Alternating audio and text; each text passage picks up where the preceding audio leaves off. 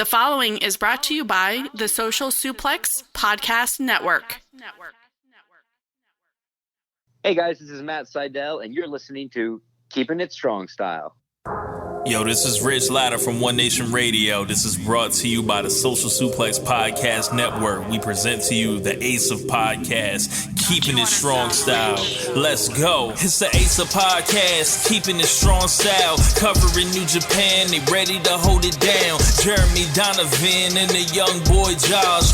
Come and hit a job out and bury all the frauds. From the Tokyo Dome over to the G1. Social Suplex is the network where we can get it done. I'ma chill and let them have it, cause this is just an intro. Keeping the strong style, 6 stars from the get-go, boy.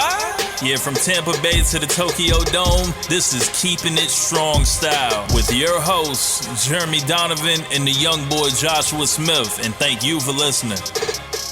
Welcome to Keeping It Strong Style, the ace of podcasts on the Social Suplex Podcast Network. Jeremy Donovan here with the young boy Josh Smith.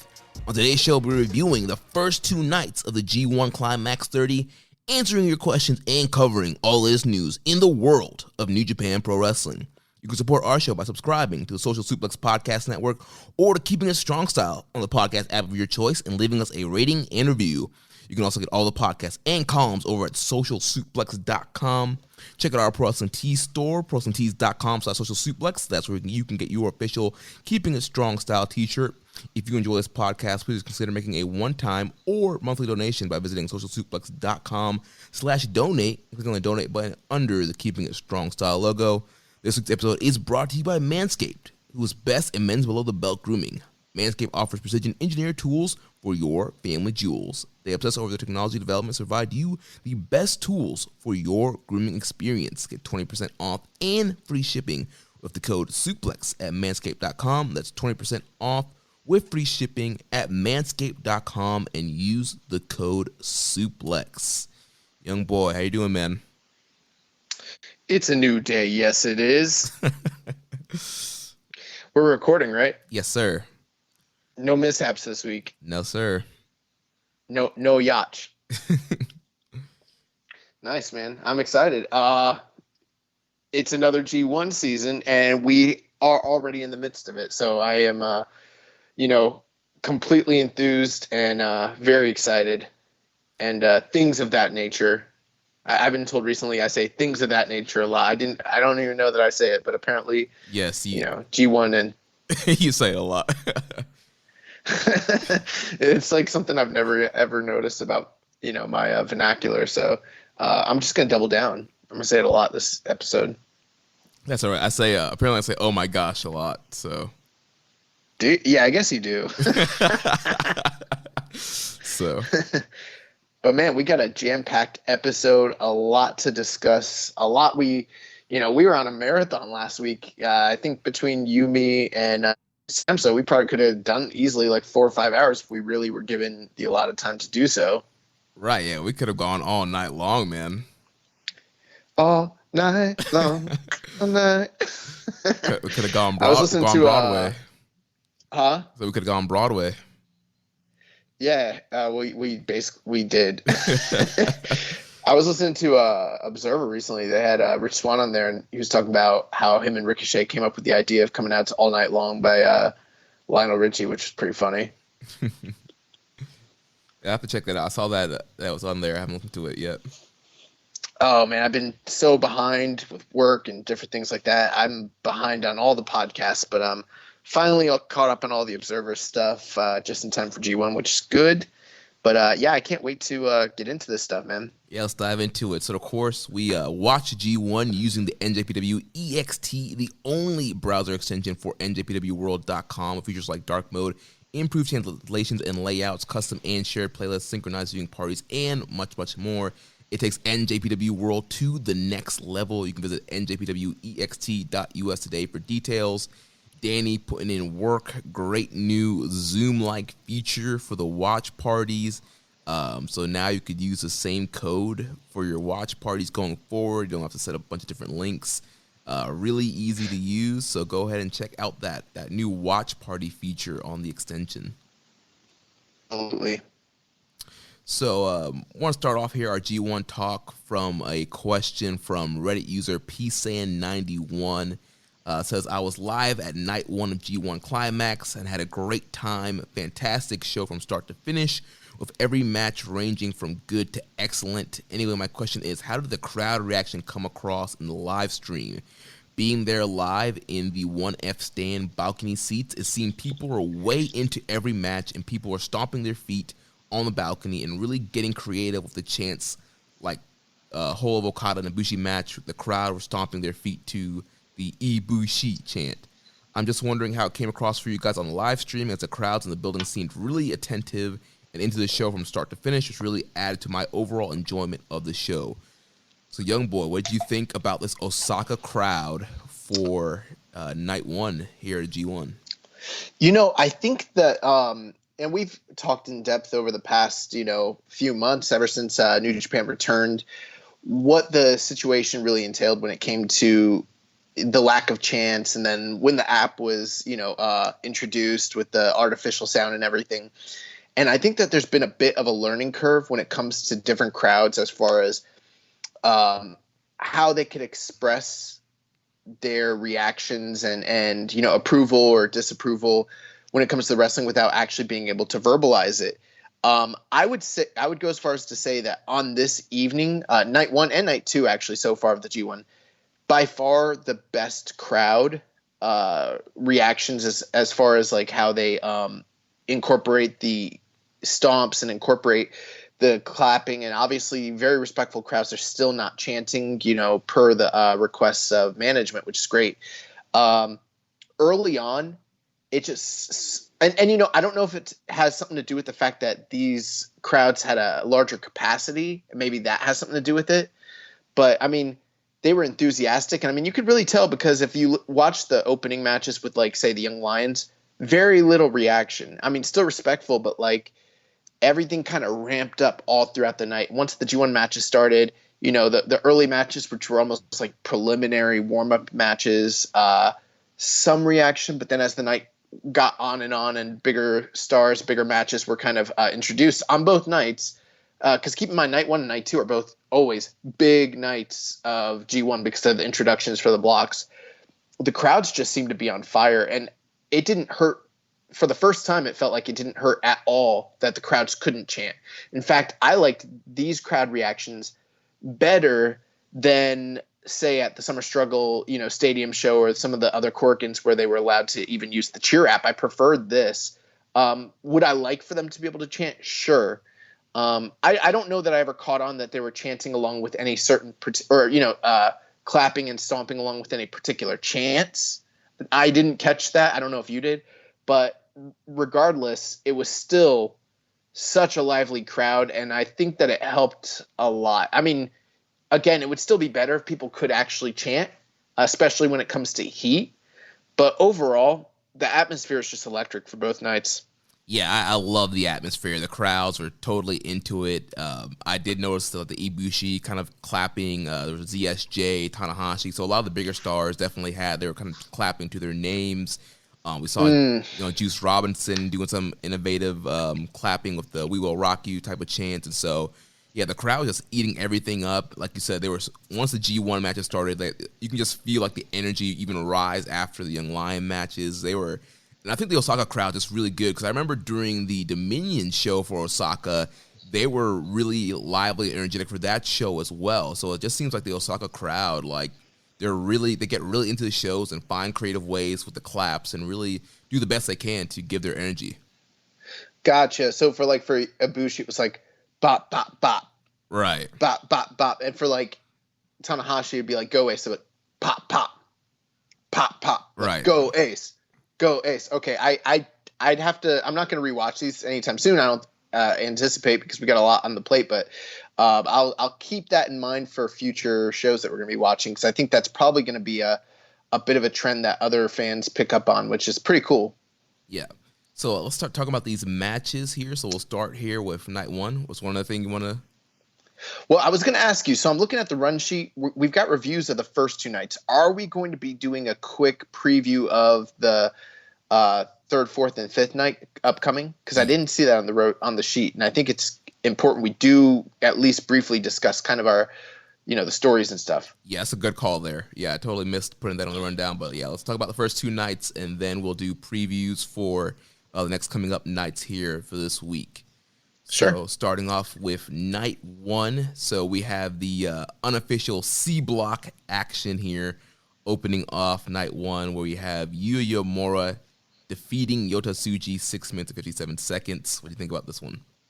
Well, man, we're talking about the A block, the B block, but what we completely forgot to mention last week is the prestigious C block.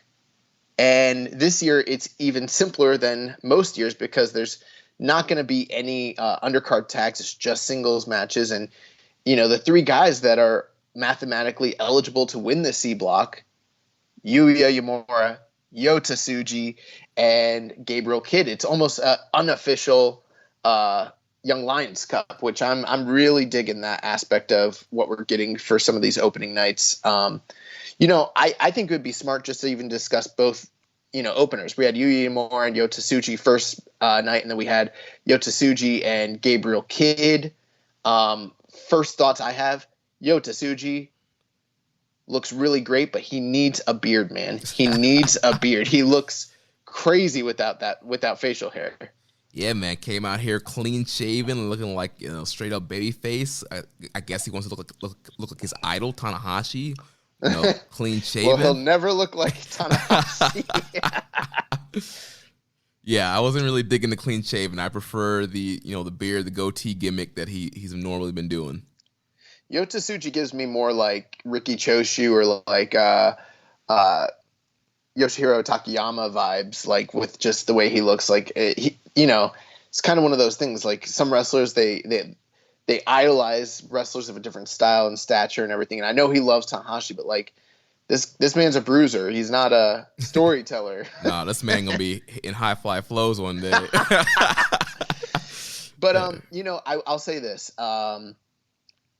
As a fan of sports-centric style wrestling, we've always praised the Young Lions and will continue to do so. I think all 3 of these guys have their work cut out for them, kind of just being the opening act on G1 cards, which is pretty awesome that they're kind of getting that light shined on them. I'm sure, obviously they open all the time, but this is a bit bigger than, road to, just road.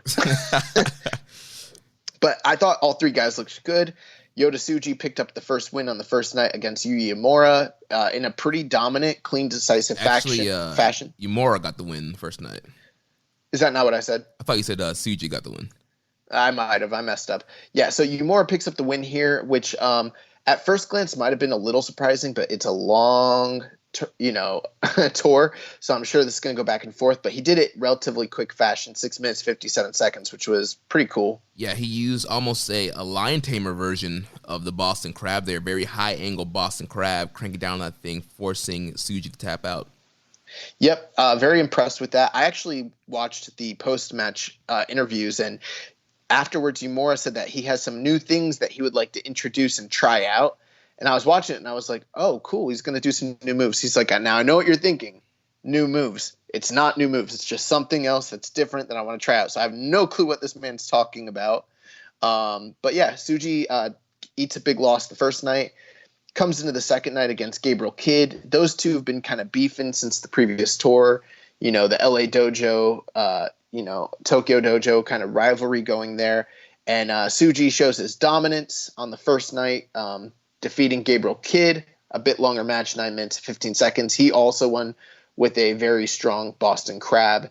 And post-match, Tsuji actually offered an apology to Gabriel Kidd for some of the remarks he made on the previous tour, how, it's not really Gabriel Kidd's it's not really up to him whether he's here or whether he's in Japan. And he thanked him for being on the tour and looked forward to, the round robin matches that these 3 guys are going to have together. So, big things on the cusp for all of these guys. I think they all look good, and I can't wait to see, Gabriel Kidd against Uemura, which is probably next. Yeah, and so I know with Tsuji's comments, I know he's been kind of lobbying for, Young Lions Cup to come back, and like you mentioned those promos, he was kind of saying, we can't do it without all the LA Dojo. We can't do it without the Fale Dojo. And he apologized to Kid and thanked him for being there. And so very interesting to see if we will get some kind of Young Lions Cup down the line once we can get some of the other Young Lions from other dojos in. But yeah, it's going to be very interesting to just see how this rivalry goes. Because I know definitely with the LA Dojo, New Japan Dojo, Tsuji kind of makes it his goal, especially as a captain, try and defeat the LA Dojo guys. I honestly doubt they're going to do anything like that very in the near future. Because, I mean, look at the last two tournaments they did. Kitamura won that, and he was being propelled into a Stardom singles role. Obviously, that didn't work out, but that was the whole purpose of the tournament. Most recent one, Carl Fredericks, and he almost immediately was, graduated off, right off of that. So I only anticipate them really doing something like that when they're ready to, like, strap the rocket to somebody, which might not be for a little while, because it's still a relatively young, 2 classes or 3 classes, what have you. Right. But let's get into the depth of these block matches, starting with the A block. Yeah, so first A block match we had Will Ospreay defeating Yujiro Takahashi 7 minutes and 44 seconds. Yeah, a little surprised watching the match. I wouldn't say that it felt overly long, but it didn't feel short either to me. I mean, it felt like they got quite a bit of time to get their stuff in. So to hear that it was only a 7-minute plus match that's a little surprising to me. The big question going into this match was, we've been seeing Yujiro, ever since New Japan's return, but we haven't really seen Will Ospreay unless people have been checking out, the 2 Rev Pro Epic Encounter shows. So, looking at his, social media, he's just been looking like this mastodon, this giant jack dude. So I wasn't sure what to expect. He came in, he looked phenomenal. He didn't look overly big. He definitely put on size, but he looked like his frame was totally filled out. He didn't lose a step whatsoever. I was very impressed with Will Ospreay in this match. Yeah, man. This was probably my favorite Yujiro match of this pandemic era. Will came out there, like you mentioned, not missing a beat. A lot of people were wondering if he's going to be able to do all the high flying with the muscle put on, and definitely was. Still doing the handspring and kicks, his running shooting stars, the pip pip cheerio, all his kind of signature high flying spots he was doing here, and looked really good in this match. And I just thought, came out with a lot of energy, and yeah, just proving why he's just one of the best wrestlers in the world. And just really, I know it was like a 7-minute match, but I don't know, I really enjoyed this match. I thought it was a great way to open the show. He freaking killed Yujiro with the hidden blade. Oh my gosh, I jumped off the couch when he did that. Yeah, he hit him with that hidden blade to the face, and like right after that goes directly into the what's his finish called? The Stormbreaker. Yeah, the Stormbreaker. And so, this is kind of a tune-up match for Will at this point. Looked very strong, in opening contest. Yujiro looked fine. He was there. There was some plotting moments which is fine. I don't, I'm not always a super work rate guy. I think that there's a time and place for selling and things of that nature, but he honestly kind of seemed out of his element, but it didn't really matter because Will could just flip around him and do whatever he needed to do and just look spectacular. So I couldn't go super high in this match, but I agree with you. I think it's one of Yujiro's best matches, but I didn't see anything different from Yujiro that led me to believe that he's going to have a great tournament. Or, like for instance, last year when Will had those matches with Archer, it was like they were really great matches, but Archer was holding his own against Ospreay, and it was like, wow, he's bringing something extra out of Archer. But here it was just like Yujiro's just there, and Will's just working around him, and they had a decent match. That's pretty much my, summation of everything. I don't know. I felt like Yujiro was trying a little bit harder than he was during, some of the Okada matches and some of these handicap matches, some of these multi-man matches he's been having. Clearly, Ospreay was a star, and like you mentioned, was kind of working around him. But I felt like he was a little bit more motivated. There was a little bit more juice behind some of the stuff he was doing. I mean, I saw him hit an angle slam, which he doesn't usually hit. That's one of his old big moves. So I would agree with you, but it wasn't anything to me that was like, oh man, Yujiro is a motivated Yujiro. Hey, maybe it wasn't like that. Maybe this is a 2020 motivated Yujiro. But Will picks up the 2 points and cut a big promo about how he is the best in the world, and he's so glad to be back in, New Japan, and how New Japan's been great, but without him and some of the other foreigners and Kenta, things weren't quite the same. And now he's there, he can prove who he is. So that was pretty cool. And yeah. Yeah, he said he missed home, missed everyone. He said he was scared and nervous before he entered, then realized there's no reason to be scared or nervous because he is the best in the world. And so, yeah, that's what I do every week before we record. I'm like, you are the young boy. You have no reason to be fearful. You are the ace of podcasts. And, it's very interesting. We normally don't see post-match promos unless it's obviously like the closing match. And so makes me think that you got to keep your eyes on Ospreay in this tournament. When I get in the mirror, I go, would you pod with me? I would pod with me. I'd pod with me so fucking hard. All right, so next match of the evening, we had the Lord Emperor Taichi defeating Jeff Cobb, 12 minutes and 47 seconds. Yeah, I thought this was a very good matchup here. It started off kind of slow with Taichi. He's stalling very early, kind of, doing the normal, Taichi kind of antics here. And then getting to the middle of the match really picked up there, and we kind of saw good Taichi. There was a lot of hard hits, a lot of strikes here, a lot of great suplexes from Jeff Cobb, and overall pretty good match here. Yeah, I kind of remember these guys having good chemistry in the B block last year for whatever reason. I'm not saying that you should go check out their match, but I just kind of remember thinking that there was something to that pairing. So I think they kind of proved that to be the case here again. Good match. Everything, I would agree with everything you mentioned. A few things that I liked about the match was in the beginning when they're on the outside, Taichi basically grabbed the timekeeper's bell hammer, and he attacked Jeff Cobb's knee and leg. That kind of became the target for most of his offense for the remainder of the match. And so they told a little, body parts selling story there where Jeff Cobb is, relying on his wheels to be able to do the suplexes and, aerial maneuvers that he's known for, whereas Taichi has a target the whole time. And so it's kind of it's almost like a race, which is going to, give out first, Taichi's body or Jeff Cobb's leg, and who's going to be able to inflict the most damage. I thought Cobb looked strong even in defeat. And it gave Cobb a plausible, way out where he was beat clean by Taichi. Even though Taichi cheated early in the match, it was almost like he put some money in the bank, and it paid off in dividends towards the end.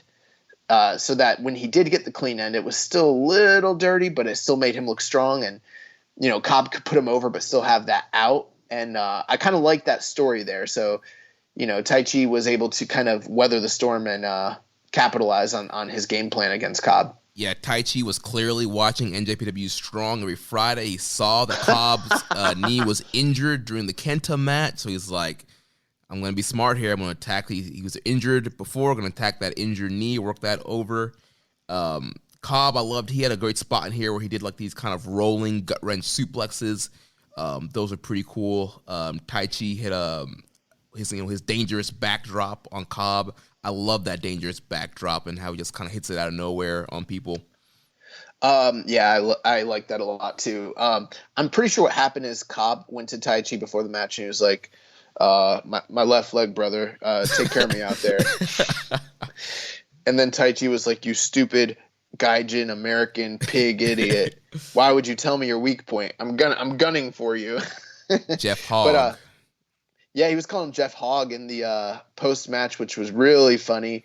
And then kind of just alluding to the fact that, next on the docket for him is Suzuki. They haven't, he's almost like the second in command or lieutenant to Suzuki within Suzuki-gun. They haven't fought in a singles match in 10 years. So kind of an emotional thing there. But yeah, I like this match. I thought it was good. One last thing, Cobb.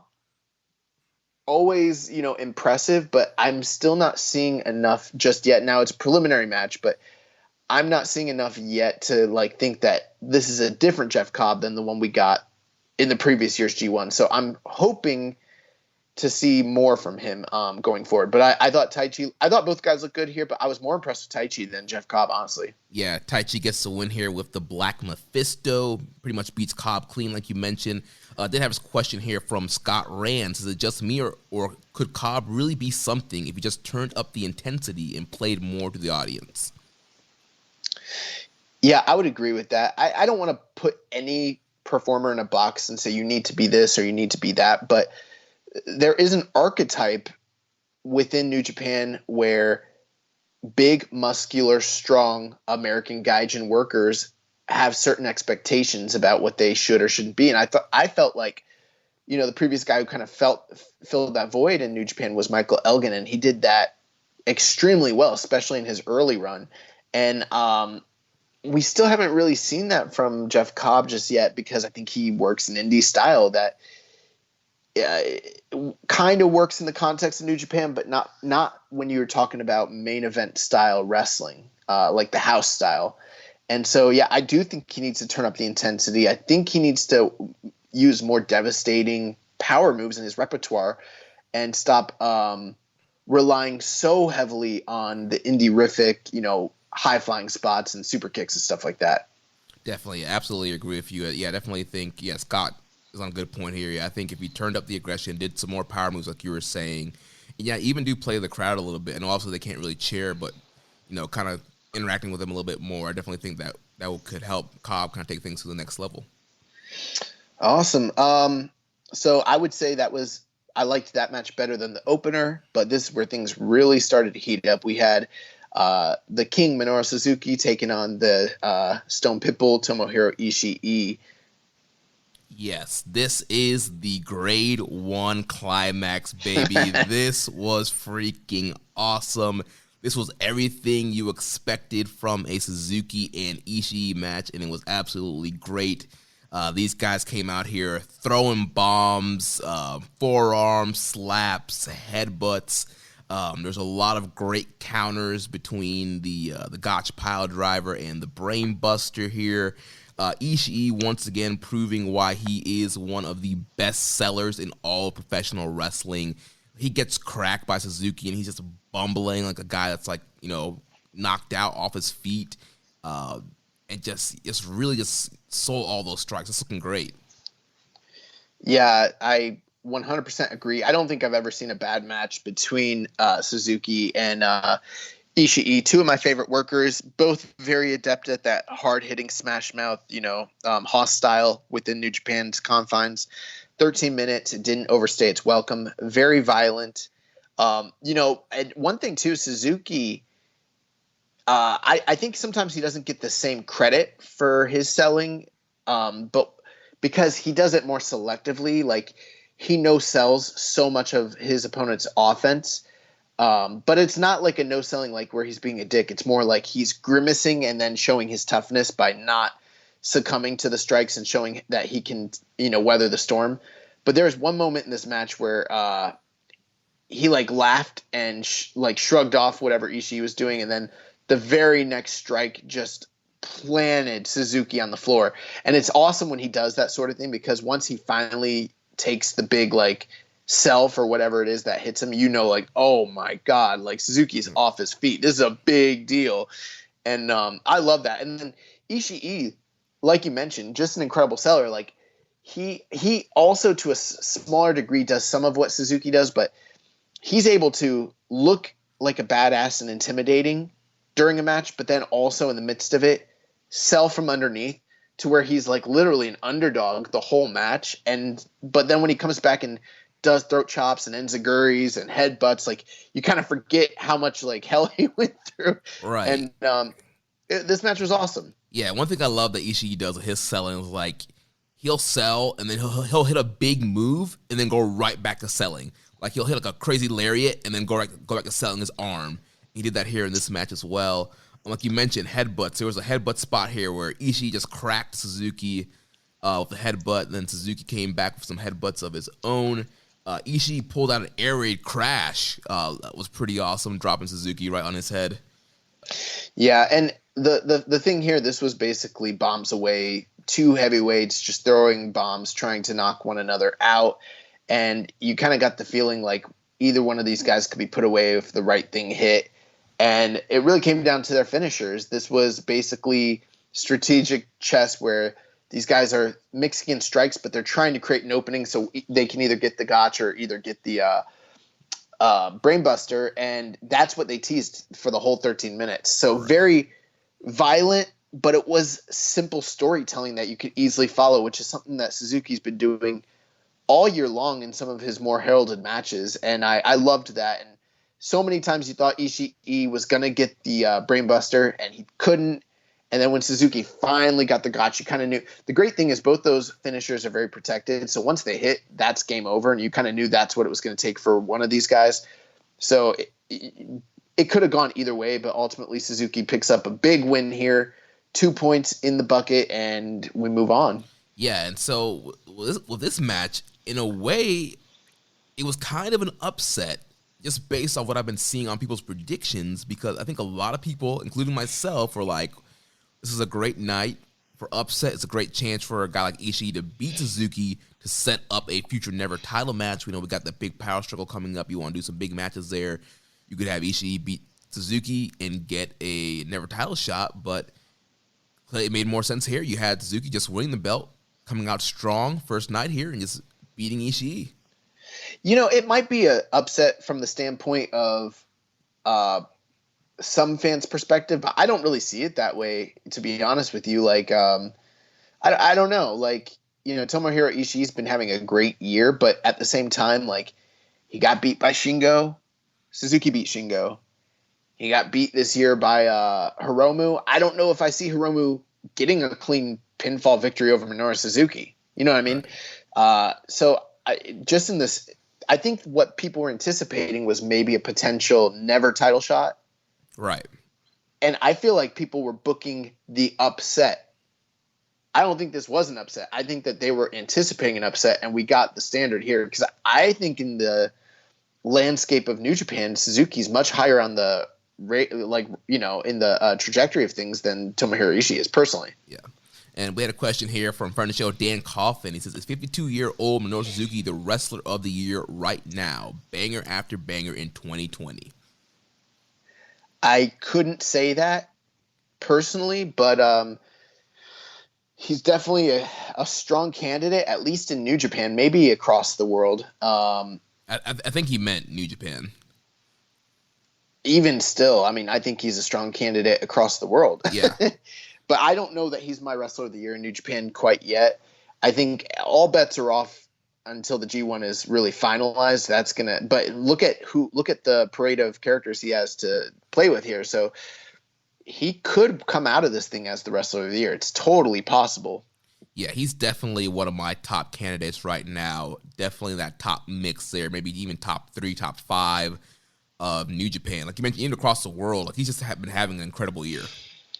Well, it's and I don't want to go into this too much, but just, you know, real quickly, like you've got Hiromu's a contender, Shingo's a contender, Minoru Suzuki's a contender, and I think Tomohiro Ishii's a contender.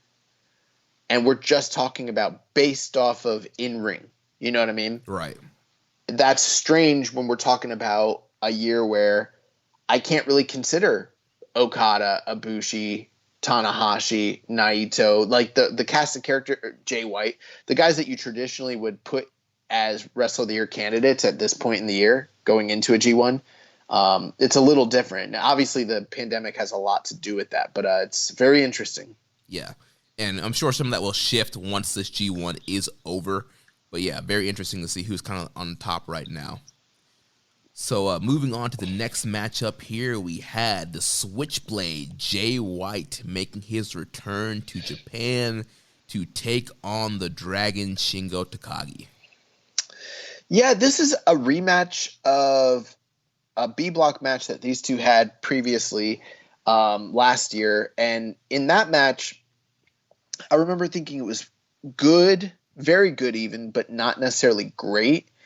I would actually go a little higher on this one. I looked at the cage match on it, and both matches were 19 minutes and change. The first one being 26 seconds, this one being 28. So they almost worked like literally the same length of match, which is kind of crazy. But this has got to be, for me right now, the best Jay White match since the G1 finals last year against Ibushi. Now, I know there's some people that really enjoyed the Ibushi series from the tail end of, last year going into the new year. Maybe they liked those Naito or those Goto matches after the G1. But personally, I was pretty low on all of those. I haven't really liked any of Jay White's work on a high level since the G1 last year. And this is the first truly, I would call semi-great match that he's had. I thought this match was very, very good. Yeah, I'd have to agree with you. This is probably his best singles match since then. And, for the most part, this match, until the end, it was pretty much worked straight.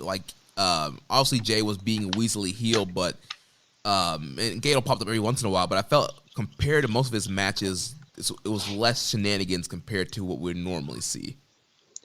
Yeah, there's definitely going to be, your traditional complaints from people that are like, oh my gosh, we got so much, tomfoolery going around, there was a ref bump and, distractions and everything like that. But I don't know, man, I've been watching New Japan Strong and the amount of interference and everything of that nature has been way beyond what we got here. And the match was pretty straight across the board. Now, I mean, there was definitely stalling tactics and some cheating and things of that nature from Jay White, but some of the things I will praise him for that, those people who don't like Jay White, I would kind of challenge you to maybe take some of this into consideration. Is if you paid attention to the crowd, somehow they just seem to be completely into this matchup and into everything that Jay did. When you kind of contrast that with, say, the Evil run from this past year, where he was doing very similar things in his matches, but they just didn't seem to get the same kind of reaction from the crowd, it kind of shows me just what a high-level heel Jay White is capable of being. And again, I don't think that what he was doing in this match was overdone whatsoever. I think that these two guys, worked together for the first time last year, and maybe weren't completely familiar with each other, had a very good match. And I think that they took that and built on it to improve it for the next year. I thought this match was very good. Yeah, definitely kind of started off with Jay working very methodically and getting Shingo to kind of work his pace and kind of outsmarting Shingo at some points. But then Shingo just kind of coming back with the brute force, and he would come back with the double sledge and the lariats, the sliding lariats. Eventually, end up hitting the Noshigami, hitting a wheelbarrow German. It looked pretty cool. They had a great strike exchange here, which Jay cut off with his flatliner German combo, which I love. And so, yeah, great kind of back and forth here until we get towards the ref bump here where so Jay takes the ref, Gato jumps up, Shingo fights off Gato, hits a pumping bomber to Jay White. Then he teases the last of the dragon. White kicked Red Shoes and took a ref bump there to the floor. Shingo hits the last of the dragon, but obviously Red Shoes is out. Then White hits a low blow. Red Shoes is rolled back in. White hits the back suplex into a bridge for a near fall, that Regal Plex, and then he hits a Blade Runner, and then the Blade Runner, and gets the win there. Yeah, I think when it comes to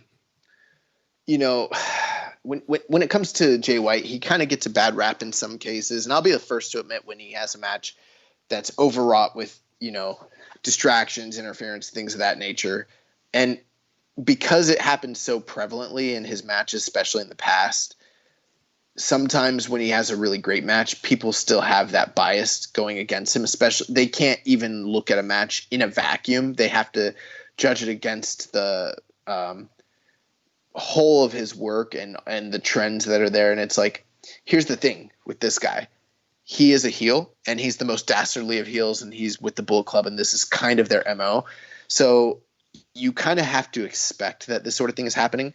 But when you compare this, in my opinion, to his work, say, in 2018 in the G1, this is a far cry from the Jay White that we had that year. I mean, this was a guy who was out there doing strike exchanges, taking huge bumps, big risks. He was busting out his big offense, the arm crust bloody Sunday and the sleeper suplex and all sorts of things. I thought this was a very well worked match, and there were people who were like, well, why did they have to have so much interference? Like, oh, he's a bad guy in a straight one-on-one match. The whole deal is that Shingo is the hero and should be able to beat him, and they kind of showed that without help, Jay White would have got beat. Right. And you're like, well, I don't like that. You're not supposed to like it because he's a heel and he's trying to get heat from you. And if you're that upset about it, you're kind of getting a little bit worked.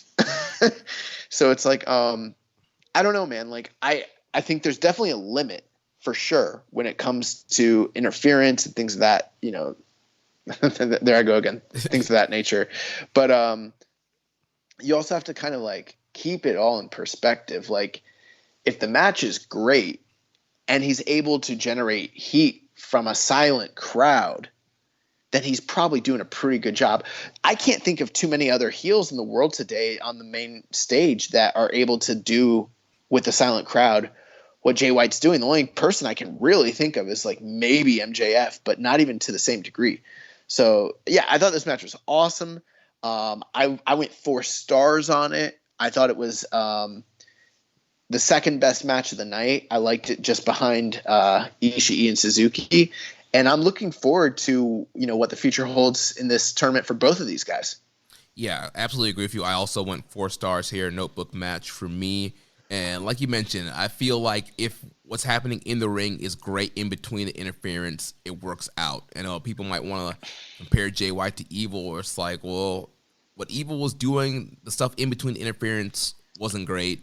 And then there was just an overabundance of interference. I feel like, yes, even though there was a ref bump and Gato was hopping in here, I didn't feel like it was quite as much as we would see in a normal kind of Bullet Club match.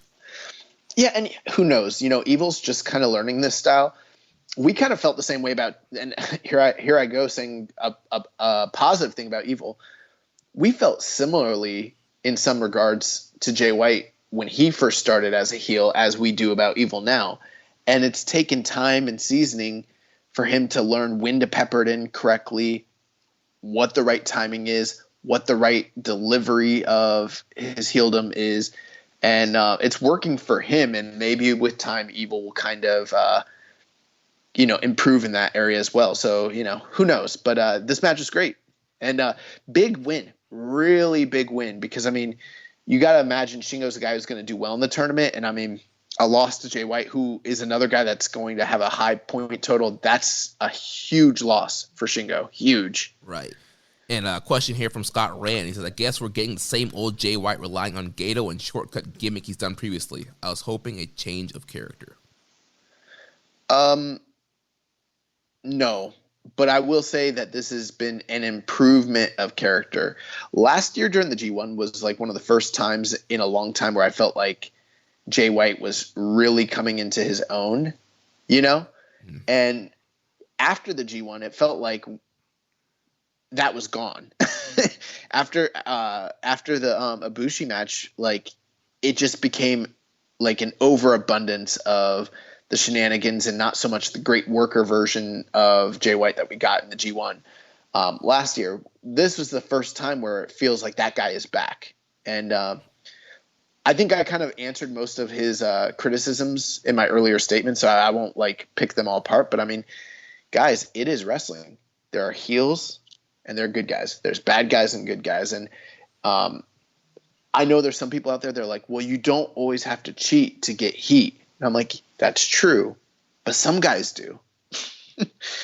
Suzuki might not need to always, but that's because he's a different kind of heel, That's not the kind of heel that Jay White is. And I just feel like if he's going to have bad matches and fuck off, that's different. We'll call that out. But when he's having good matches, I think that you got to give credit where credit's due, man. You just have to.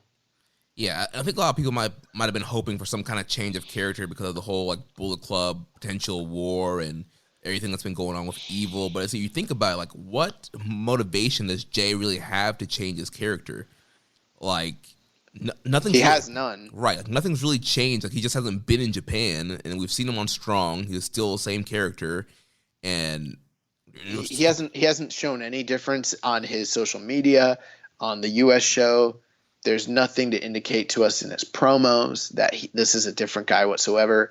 And yes, I think there is an interesting angle to be taken once we see the interactions between him and Evil down the line. But there's a reason that they're in different blocks. So it would, I don't know. Hypothetically, let's say you're Gato and you are going to book a Civil War. Do you really want to tip your hat right now and show all your cards by, like telegraphing the fact that this guy is going to be the good guy and he's changing? Like, nah, man, do it subtly. Do it when these guys interact, maybe on the last night of the G1 or down the road, whatever that may be. And who knows? You guys might be working yourself into a storyline idea that might never come to fruition. Right. It could be Jay and Evil get along perfectly well, and it's just a new, bigger Bullet Club. Absolutely. So let's move on to the main event here of night one, the A block. We had the Golden Star, Kota Ibushi, taking on the Rainmaker, Kazuchika Okada. Big Wrestle Kingdom rematch here to close off the show. Yes, and also a rematch of the B block final from that was the B block final last year, right? Was it B or A? Yeah, was it A or B? I thought it was A. It was A block. Yeah, it was A block. Sorry. So these two faced off in the A block final last year. Wrestled at Wrestle Kingdom this past year, and now we get another rematch between these two. And up until this match happened, I would tell you I didn't think that there's hardly any real upsets whatsoever. And we're always due for a big surprise upset night one and night two. And so once these guys came out, I was automatically like, well, Ibushi lost the most recent match between these two. We haven't gotten any upsets. They're kind of like telling me right now that Ibushi is going to pick up the win here. But I was still very excited to watch this match. I thought it was a good match.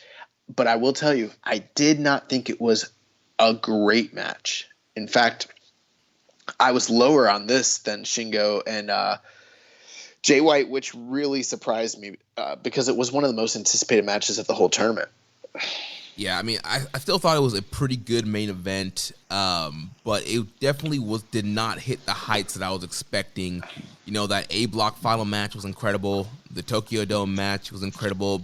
Potentially the match of the year for 2020, and I was expecting something on that level and just did not quite get there. And it just felt like they were holding back and not fully going to that full gear. And there's a lot of questions online, including from this question here from Viking Payne. Where do you guys stand on the Okada's washed up versus Okada's telling a story debate that's happening online? So there's a lot of people saying, is Okada washed up? Is this some kind of story of him, kind of a redemption story, and him, having to kind of get his game back? Because we've pretty much seen since New Japan's returned from the pandemic, we have not gotten the same Okada. He's been doing this money clip and trying to work that in. He hasn't hit a Rainmaker, hasn't even attempted really going for a Rainmaker, and just really hasn't been putting out, the top quality, main event performances that we expect from him. Well, I've got some theories as to why that might be, but what are your initial thoughts? So my initial thoughts is I don't, it's hard for me to think that he's washed. I mean, it was only 8 months ago that he put on one of the best matches of the year. So I don't think he completely lost it in 8 months. I do think that they are telling some kind of story here with Okada. Maybe I don't know exactly what his issue is. Maybe he's was overconfident here. He beat Ibushi the last time and thinking, I don't need the Rainmaker. Maybe that's his whole thing. Like maybe he's trying to prove that he doesn't need the Rainmaker kind of thing, or maybe he's just kind of lost his mojo and he has to find his way back. But I'm really hard to think that he's washed right now. Well, I've got a few different thoughts, and I won't commit to any one of them. One thing that was noticeable, the first thing I would say is I haven't noticed any quote unquote story, any like overt story that they're trying to tell aside from just in-ring results. Obviously, the whole King of Pro Wrestling thing happened. He got pinned by Toriano, so there's always that. And he lost to Evil at the New Japan Cup this past year, and he's been struggling in the undercard with Yujiro. So, you could probably piece some things together as far as the story goes. But one thing that was very telling to me was during the post-match comments, there was no comment at all from Okada. That silence speaks volumes as far as a story goes, more so than all the speculation online and all the results leading up to this. So that's one thing. But I'm not completely sold on the idea that there is a grand scheme story. Now, if they lean that way and they start telling that story very blatantly, then I'll change my tune. Some things I will say, I really doubt Kazuchika Okada, one of the best workers in the history of the entire sport of wrestling, is washed at age 32, right, or whatever age he is. I don't know. I highly doubt that. Now, could he be banged up and his body needs some rest and that sort of thing? Sure. There's been some reports to that, that kind of allude to that. That might be a factor. But my biggest feeling on this, honestly, man, is I just don't think that Okada, his style of wrestling, is very friendly to the non-audience, the non-vocal audience crowds. And I think that is simply it. That would be my key speculation. Now, I could be wrong. Maybe we're wrong. Maybe Okada is working down the same way he did in the G1 2 years ago when he was broken. That's a possibility. That's what it feels like to me. Watching this match, it felt very similar to that. He was purposely not taking it to the next level because they're trying to tell something here, tell some kind of story. That's possible, but also it's felt like even in matches where I felt like he was trying pretty hard, say the Yuji Nagata match or the Hiromu match, I just don't think that the style of wrestling he was doing translated well to empty arena or non-vocal audiences.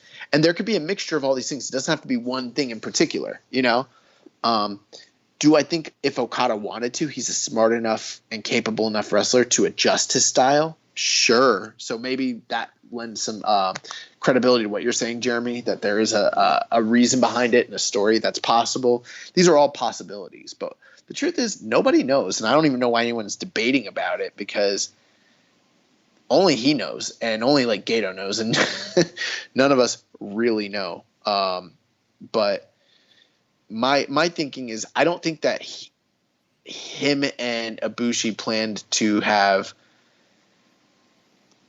that level of a wrestling match on the first night in a big building like that. That's the one thing that kind of gets to me. I feel like they were, and I felt like he tried pretty hard on this night as well, and so did Ibushi. But for whatever reason, the lack of crowd response was kind of damaging. Now, they had some great moments, especially the moment where Ibushi springboards onto the top rope and does the Frankensteiner Hurricane Rana, and even though they kind of botched the spot, it still came off pretty incredibly. Yeah, but I think Ibushi lost his balance, but caught it at the last second, snapped Okada over. I think the big talking point, and it's going to be a big story of this tournament, is that money clip submission. Yeah, and we had a question here from Reddit user, why did you do that, bro? Why can't Okada not have a great match without the Rainmaker? The Night 1 main event was good, but considering the last two Okada-Ibushi matches, it should have been a whole lot better. I like Juice versus Yoshihashi nearly as much as this match.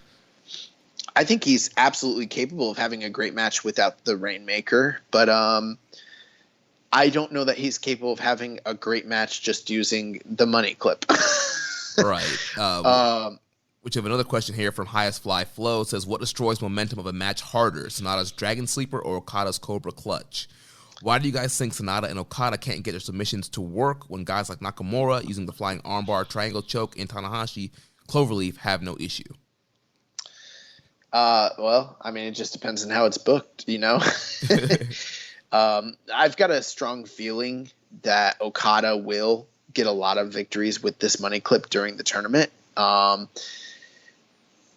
like, I'm not anticipating that he's going to have struggles putting down, like, I don't know, Jeff Cobb or maybe, I don't know. Yeah. Other guys like that, like Tai Chi and stuff like that with the money clip. I see them all pretty much tapping to this thing. My biggest criticisms of it are the same ones that we had when he first initially did it. He doesn't bust it out in any way that is dynamic. And I don't know if that's to me, I know he's a smart wrestler. And so I'm wondering if this is even by design. It's like, in what world does he think that just like crouching next to the guy who's in a seated position and then like literally slowly just slithering your arms in and locking it on, and the guy making like a scream face is going to be compelling to anybody? Like, none of the great submission finishers in history ever really worked that way. There's usually a buildup. You know, you think about, like, say, Scorpion Deathlock. He wraps it on, he looks around, turns him, and when he turns him, it's like, oh my God, and then he sits on it. Same psychology with, say, a Boston Crab. Or if you were going to put someone into, look at all the other great people who've put on, the exact same, or at least different versions of the move, like the Cobra Clutch. Anytime like Ted DiBiase or like Sergeant Slaughter put it on, it was always like a rebounding move. They're coming off the ropes and he would catch them in it. You know, I think that part of the fact is he's not catching people with it. There's no dynamic delivery of how he's putting people into it. And I'm wondering, I'm like, is he purposefully like sandbagging on the move for a storytelling purpose, or is he just not know that it's not getting over because I think this move could 100% get over. I've seen lots of people look at Taz, look at different people who've had Samoa Joe, all sorts of people who've had variations of a choke who've all been able to get it over. Roddy Piper, and you're telling me Okada's the one guy that can't do it. It's either he's doing it on purpose or he just doesn't know. And like someone needs to like teach him how to put it on properly, because there is a way. If he wanted to put on a chokehold and make it, dynamic and people would get behind it, then sure. But I don't know, man. Yeah, no, those are all great points, and like I mentioned, it's not coming out of nowhere. A lot of great submissions can kind of, like you mentioned, you kind of catch them or come out of nowhere, or normally some kind of big setup move, like you mentioned Samoa Joe, like he hit that muscle buster. The clutch is coming right after the muscle buster, and he's gonna lock it in. And so there's not really that big kind of signature move that leads into the clutch. Like you mentioned, he's not really catching people off of it. It's just kind of a rest hole in a way, and it totally kills momentum of his matches. Yeah, I had to go 3 3/4 on this match. I wasn't a huge fan. It was still a good main event, so it's not like I'm totally burying it. It was well worth the time to watch it, but given who was involved in it and the stakes that were there, I expected a lot more, especially just considering the kind of competitor Okada typically is in a G1. I was very surprised. I think that this is probably, in my estimation, the worst match that these two have ever had against one another, at least in my viewing experience. So very surprised by that. But overall, an incredible night of action. I mean, you look at those top 3 matches and a strong undercard. I mean, A Block really fucking brought it. Yeah, great night here. Kota Ibushi, post-match comments talking about super weird. The G, the G and G1, and because it's for God this year. Ibushi talking about wanting to be a god of a capital G. And so yeah, that didn't make sense, because he was like, well, my heroes, Nakamura and Tanahashi, they're gods to me, but they're just people. But some people will get this and others won't. But I'm going to become a god, capital G. And it's like, yo, you about to like transcend like your human nature? What are you talking about, this bro? Man has been watching some Dragon Ball Super. He's watching, the Super Saiyan God level. He thinks he's Goku. He's getting ready to ascend to the next level here. Yeah, it was weird. That was weird. But yeah, I mean, you got to imagine that's a huge win for him. Part of me feels like, and we'll get into this when we do the preview here in a moment, but part of me feels like him beating Okada on the first night, and my expectations that Okada's still going to do very well in this tournament, that kind of is a key indicator to me. It might sound backwards, but I don't think that Ibushi's going to do so hot in this tournament. Yeah, I think we're going to kind of go back to that story that we were seeing pre-pandemic, where he kind of is in a funk in the singles role. I'm not Chris Samsa here. I don't have stats in front of me, so I can't like back everything up I'm saying. But I've seen a trend with many guys where if they're the guy who's getting that upset win on the first night, very often it can be a key indicator that they're not going to go all the way in the tournament. I think of like Sonata beating Tanahashi on like his first night in the G1. I think about Goto beating Jay White last year, things of that nature. So I don't know, man. Like, it's great for Ibushi, big win. He got his win back, but like, and I feel like the next guy he has in front of him is Jay White, and I think he might even beat Jay White too. Yeah, and that was kind of my prediction last week. I was saying he's going to get revenge on the two people he lost at the Dome and beat those guys back to back. But they love to tell those stories where guys go up heavy early on and then peter off in the middle of the tournament. I feel like that's what's in store for Ibushi. Yeah, and they also like telling the stories of guys who start off losing and then kind of pick it up towards the end. Correct. And I feel like that's what's going to happen with Okada. Like, I have to look and see who his next two opponents are, but I could easily see him losing 3 straight and then winning the last 6 and to win the block. Well, we talked about this block being a very parity-based block, so guys have to eat losses in order for that to be the case, considering all the different guys that are in it. So that remains to be seen. But you want to jump into this B block real quick? Before we go to the B block, we had a question here from Rambo and Slam Pig. He said, did the first night of action cause you to rethink your overall predictions, or are you still feeling confident? So for everyone that listened last week, you'll notice we ran out of time. We didn't get into our official predictions. I have not submitted a block this year or a bracket because once I started trying to work on it, I came to the conclusion that I literally couldn't predict this tournament. And I don't feel that maybe some of you are delusionally confident, but I don't feel like anybody really should feel too confident because they're bucking all the trends with the way nothing like with my analytical mind, there are certain key indicators and trends that you can usually count on when it comes to predicting a G1, and that stuff's all out the window. It's just not there. And anytime it seems like there is something that might be there, there's something else that throws it off. I don't know who's winning this tournament. I've got theories, I've got scenarios, but I don't feel confident whatsoever. I have no idea. Yeah, so I put a bracket into our contest. I have Okada winning the whole thing. But again, I'm not very confident. My bracket's not looking too hot right now. I'm 5 out of 10 right now between both nights, so not doing so hot on my predictions here. So, do you remember that episode of The Office where Dwight was prepping and Jim's like, "When do you think the world's gonna end?" He's like, "A week from now." And Dwight's like, "Possibly." And he's like, "A month from now?" He's like, "Yeah, that's possible."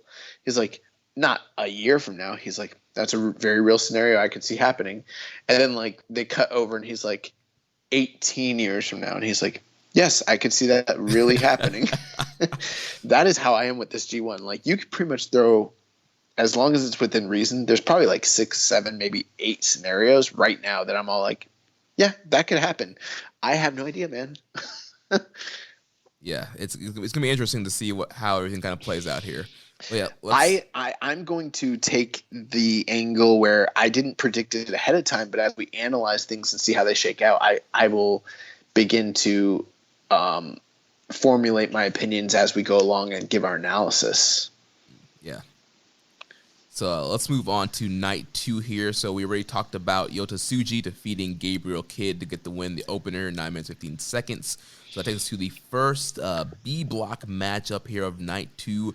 We had the return of the flamboyant Juice Robinson taking on 1/3 of the never openweight 6-man champions, Yoshihashi. And what the fuck was Juice Robinson wearing, bro? What is going on with his hair, and what was he wearing? Dude, we have a lot of questions about Juice's appearance. I think a lot of people kind of were wondering the same thing. Bro, let's dive into them. Yeah, so a question here from Rambo and Slam Pig is, do you think Juice takes his fashion cues from male strippers? If not, what exactly is he going for? Oh, literally, that's a question that I asked. I was like, what is this guy going for? Like, we had some speculations in our group chat where like people were like, the Blues Brothers, Magic Mike, is this supposed to be like, Freddie Mercury at Live Aid? Like, I don't know, man. I literally don't know. It's like a recital outfit that like kids wear when they're like, doing tap or something. Yeah, that's exactly what I thought of. Yeah, I don't know exactly what he's trying to go for here. Question here from Just a Little Bear 01. So what's your take on the speculation Juice really wasn't hurt for the Strong tapings? He was just busy rehearsing with the Blues Brothers. Oh, man. I don't know, man. Was he hurt? Well, yeah, but for Strong, remember they said like he had some kind of leg injury, and that's the reason why he wasn't on the Strong tapings. Well, that could make sense. I mean, I noticed, obviously, Juice is never in terrible shape. So, I mean, it'd be terrible to like be like, he's not in good shape. But like comparatively speaking to how he's looked in the past, he's not quite in the same shape that he was just, say, a year ago. And we noticed that, like, say, last December. And I was hoping that, maybe he was injured and he wasn't able to, like, spend his COVID time, training and working out. But I noticed he was wearing a T-shirt. It was kind of, like, covering up his stomach. And I was like, maybe that's why he, selected to wear this attire. Like, I don't know, man. Well, he was wearing it looked like a white people. It was actually a singlet that he was wearing under the tights. He pulled his straps down after the match. He didn't look like he was in horrible shape. Yeah, but he's not in Juice shape. Yeah, I guess that's true. He's not. Bro, remember last year we noticed it, like during the World Tag League? It's like he's in the same shape now as he was then. I think he's trimmed down a little bit since then. Oh, okay. All right, cool. Well, the other thing too is like he's growing his hair out again, which is cool. But I'm kind of like, well, then why did you cut your hair in the first place? That was like, there's supposed to be a whole angle and story. Like he's changing his attitude. He's getting more serious. But then like he's had ever since that loss to Moxley, he's had a terrible year. So aside from, obviously he's with Tony Storm now, so maybe it's not all bad. But yeah, man, I don't know it. I don't like, and what's funny is I try to go through and be like, you know what? He's had some really good attires in the past. What were they? And I try to like look through the histories. And once I started really analyzing all his attires, I was like, dude, everything Juice wears is fuck shit. All of it. Like, and I feel like it gets progressively worse. It has. Literally, I feel like the best. Go ahead. The best attire he had was when he first stopped wearing the trunks and he went to the tights, and he had this like Technicolor, like I don't know how to describe it, but it was like light bluish, like in mesh, and it was really cool looking. And it's literally gotten progressively worse since that time. I feel like every new appearance we're always like, what is this man wearing? Like it never fails. Like every new debut of an outfit, it just goes down a level.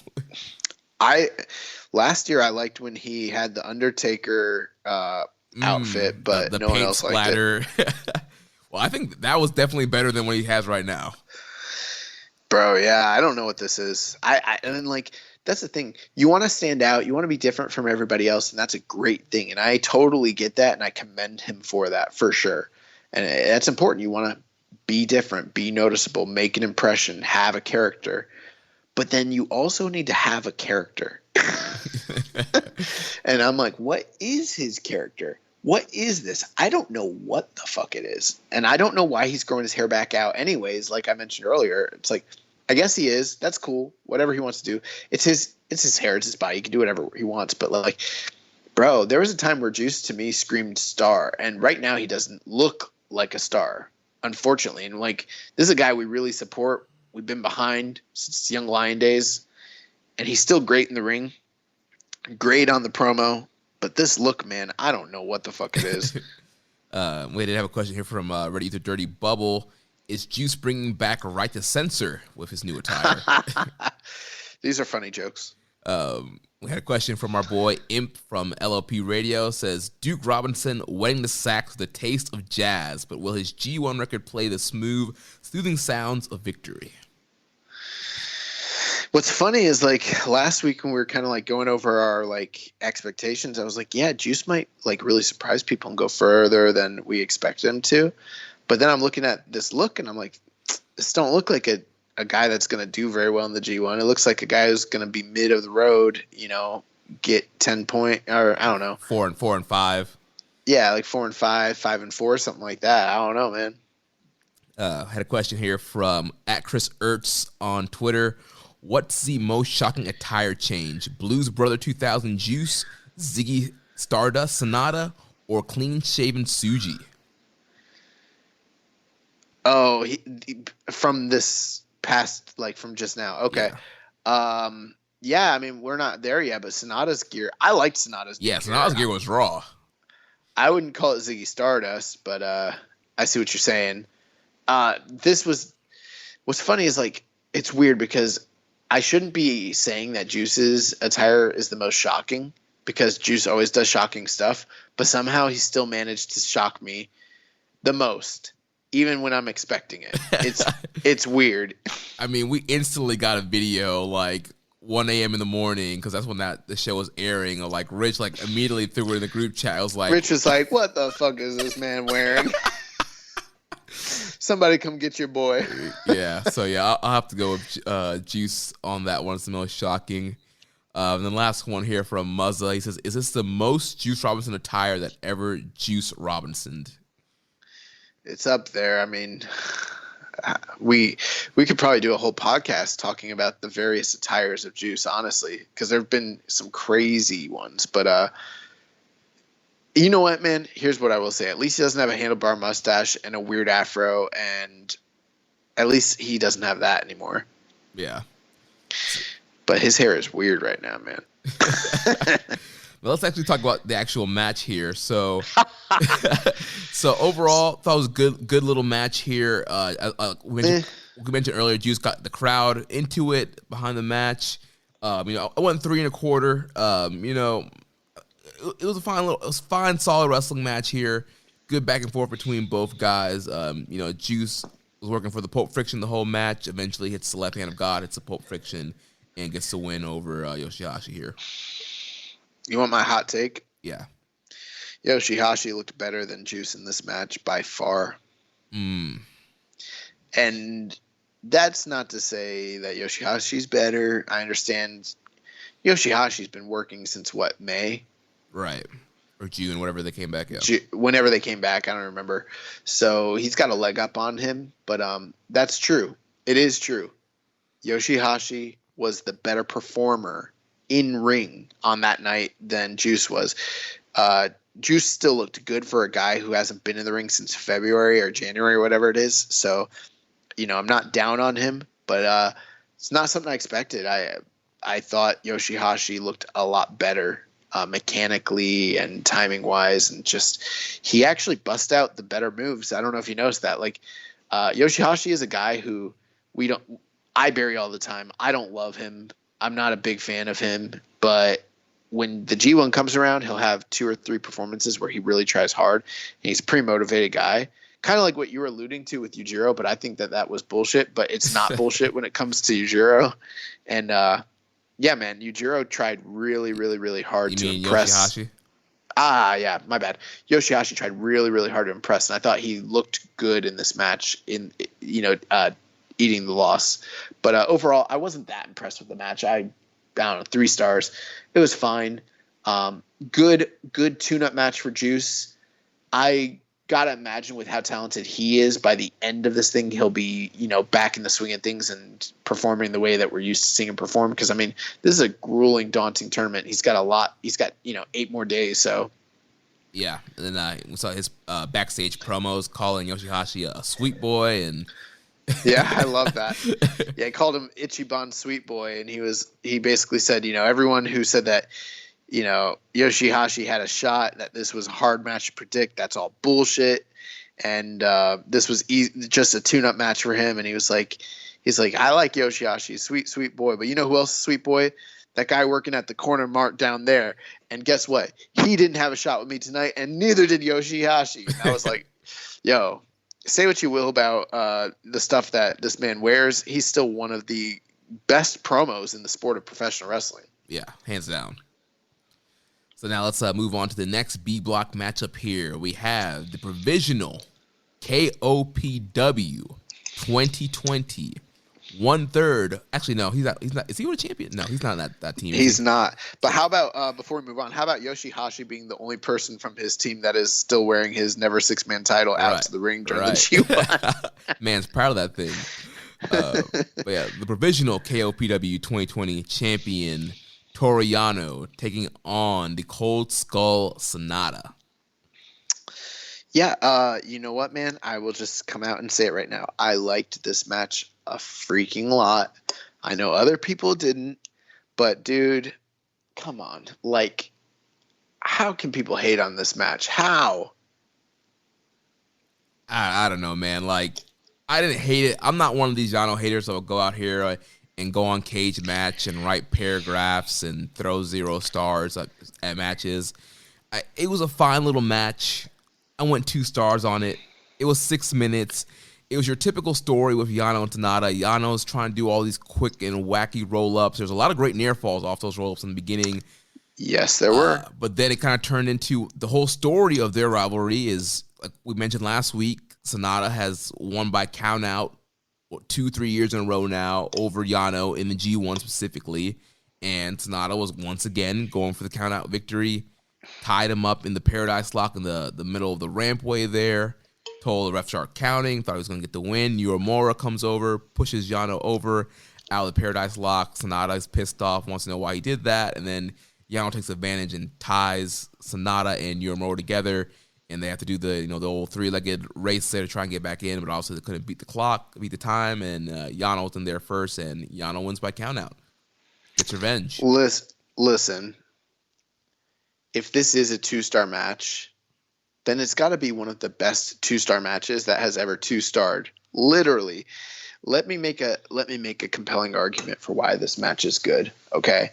Now I know there's people who don't like the comedy bullshit that comes along with Yano, and I get that. It's not everyone's cup of tea. It's not even always my cup of tea. And there are all kinds of different wrestling matches. I don't have to tell you guys, you got your epic match, your hardcore match, your preliminary opener, all different kinds of styles. So would I say that this was like a classic? No, I'm not going to say it's a classic. Was it like a match of the year contender? No. But what it was aimed to do was to be a competitive, entertaining, short comedy match. And the crowd ate it the fuck up. And part of the reason why is because Yano has a reputation of being able to beat anybody on any given night. And every single time he rolled up Sonata, the crowd ate it up like hotcakes. And he got some of the loudest crowd reactions of anybody on that evening. It's really hard for me to say a match sucked. And I think that people who are doing that are very pretentious and don't understand professional wrestling. When the crowd is so thoroughly entertained and they're getting reactions, I think a lot of people who throw 1 and 0 stars and things like that on this and who are pretentious and like, this isn't what wrestling is. It's like part of what wrestling is to get reactions. And you'd be much more apt to throw 3 stars on a Young Lion match that, while it is very technically sound, gets no reaction over a Yano match where he comes out and does comedy and people laugh and then thrilled and then they're excited and then they're shocked and then they're like at the edge of their seats. How can a match that has that many people so like invested into it suck? I think you're kind of missing the point of what professional wrestling is. It's sports entertainment. And I think that this has got to be one of the best Yano matches and probably will end up being like one of the best Yano matches of the tournament. He's going to have a lot of matches that I don't like in this tournament, but this is going to be one of the best ones. I also heard the criticism from Dave Meltzer where he was talking about why did the referee not give Sonata leeway to come back into the ring? But the smart thing that happened here was when Yano taped up Uemura and Sonata, they were already at 17. Right. Yeah. The ref was way back in the ring, already counting. Yeah. And they were so far away from the ring when that happened. How could the ref, quote unquote, give leeway, to allow this guy to get back in the ring when he's taped up. And it's like, I understood Dave's criticism, but I think his criticism is unfounded, because it's like, if you want to criticize this, you actually have to criticize everything that happens on the outside in all of New Japan, because Suzuki-gun be attacking people and hitting them with chairs and barricades and choking people and hitting people with, all sorts of with the ring bell. Taichi in night one hit Cobb with the ring bell, the ring hammer. Yeah, you can't do that. So every tournament we always get some form of count out. We got it on the first night here. That means that probably means we're not going to get too many more count outs during the tournament. Maybe one more, and that's about it. So we kind of hit the limit on that. But I thought this match was good. I kind of facetiously gave it 3 stars. I'm not saying it's actually a 3-star match, but like for a quick comedy 6-7 minute match, this was really good. The in-ring was really good. I couldn't – anyone who calls it crap, I think you're out of your mind. Go back, listen to the crowd, and tell me that any crowd that's like responding to it that way, the same crowd that's going to respond to this match in the main event that you love between Naito and Tanahashi, was responding just as loudly for Yano and Sonata. That's my argument. Yeah, I thought it was fine for what it was. It served its purpose. And yeah, like I mentioned, the crowd was popping big for all those near falls. They're not allowed to cheer, but there was a lot of audible gasp when Yano would get, the 2.99, count on Sonata. Yes. Yeah, I thought this was good. And you know what? There's been a lot more shenanigans laid Yano matches over the years, including like last year, his matches with like Kenny Omega and Ibushi, that people praised. I prefer this. I prefer a straight wrestling match where he – and here's the thing. Sonata deserved to get taped up. This man was going to put this – he was going to put him in the Paradise Lock and just leave him out there like a coward. He deserved to eat the 20 count for being such a dastardly, chicken shit for not, beating this man fair and square 1, 2, 3 in the middle of the ring. He was going to leave this man in the Paradise Lock and just count him out. Like, come on. So we had 2 questions here. First from Imp. He says, I've got Yano beating Naito in the pick'ems. What are your wild picks for this year's classic G1 upsets? Oh, man. Well, I haven't done a bracket, so I'm not totally sure. I will say this, though. Very often, if Yano beats you in a block, it means one of 2 things. It either means that you are probably like going to be close to winning this and maybe even win it. And this is one of those like pinfalls that you have to kind of eat to balance out the scores. Or it means that he's spoiling you already, and you're definitely not winning. And something tells me that this was not Sonata getting spoiled because it happened on the first night. This feels like it might be a key indicator of what people have been speculating about Sonata maybe winning the block. This could be a very key thing that indicates that might actually be the case. Yeah, I don't have my my pick'ems pulled up here, but I think I also did have Yano pinning Naito as a potential upset. I think Yano pinning Evil could be an upset that happens. We'll get to Evil in a second, but he's not starting off so hot right now. Well, I think as we go along and we kind of give our previews of the nights, we'll be able to kind of speak more to what our upsets are, because I don't have them all in front of me, honestly. Yeah.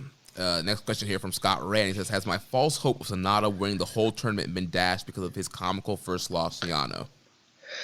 I don't think so. I think Yano spoiling somebody is one of those things that happens towards the end of a tournament, sort of like when he beat Kenny Omega the one year, or like when he beat Moxley last year. Usually if he beats you early on, didn't he beat Ibushi in the tournament last year? Or maybe it was the year before, but yeah, he beat Ibushi the year prior, and Ibushi ended up being a finalist. And I could be wrong here, but there's been a lot of – I think the year that Kenny Omega went to at least one of the years where he went to the finals of a block, he took a pinfall loss to Yano as well. So I think usually if Yano beats you early on, it could go one of 2 ways. It could mean spoil, or it could mean that you are at least winning the block. Right, or maybe even just – going to the finals or just having a high point total. That's what winning the block means. Right. So anything else on that matchup? No, I liked it. I was entertained, and I thought it was good.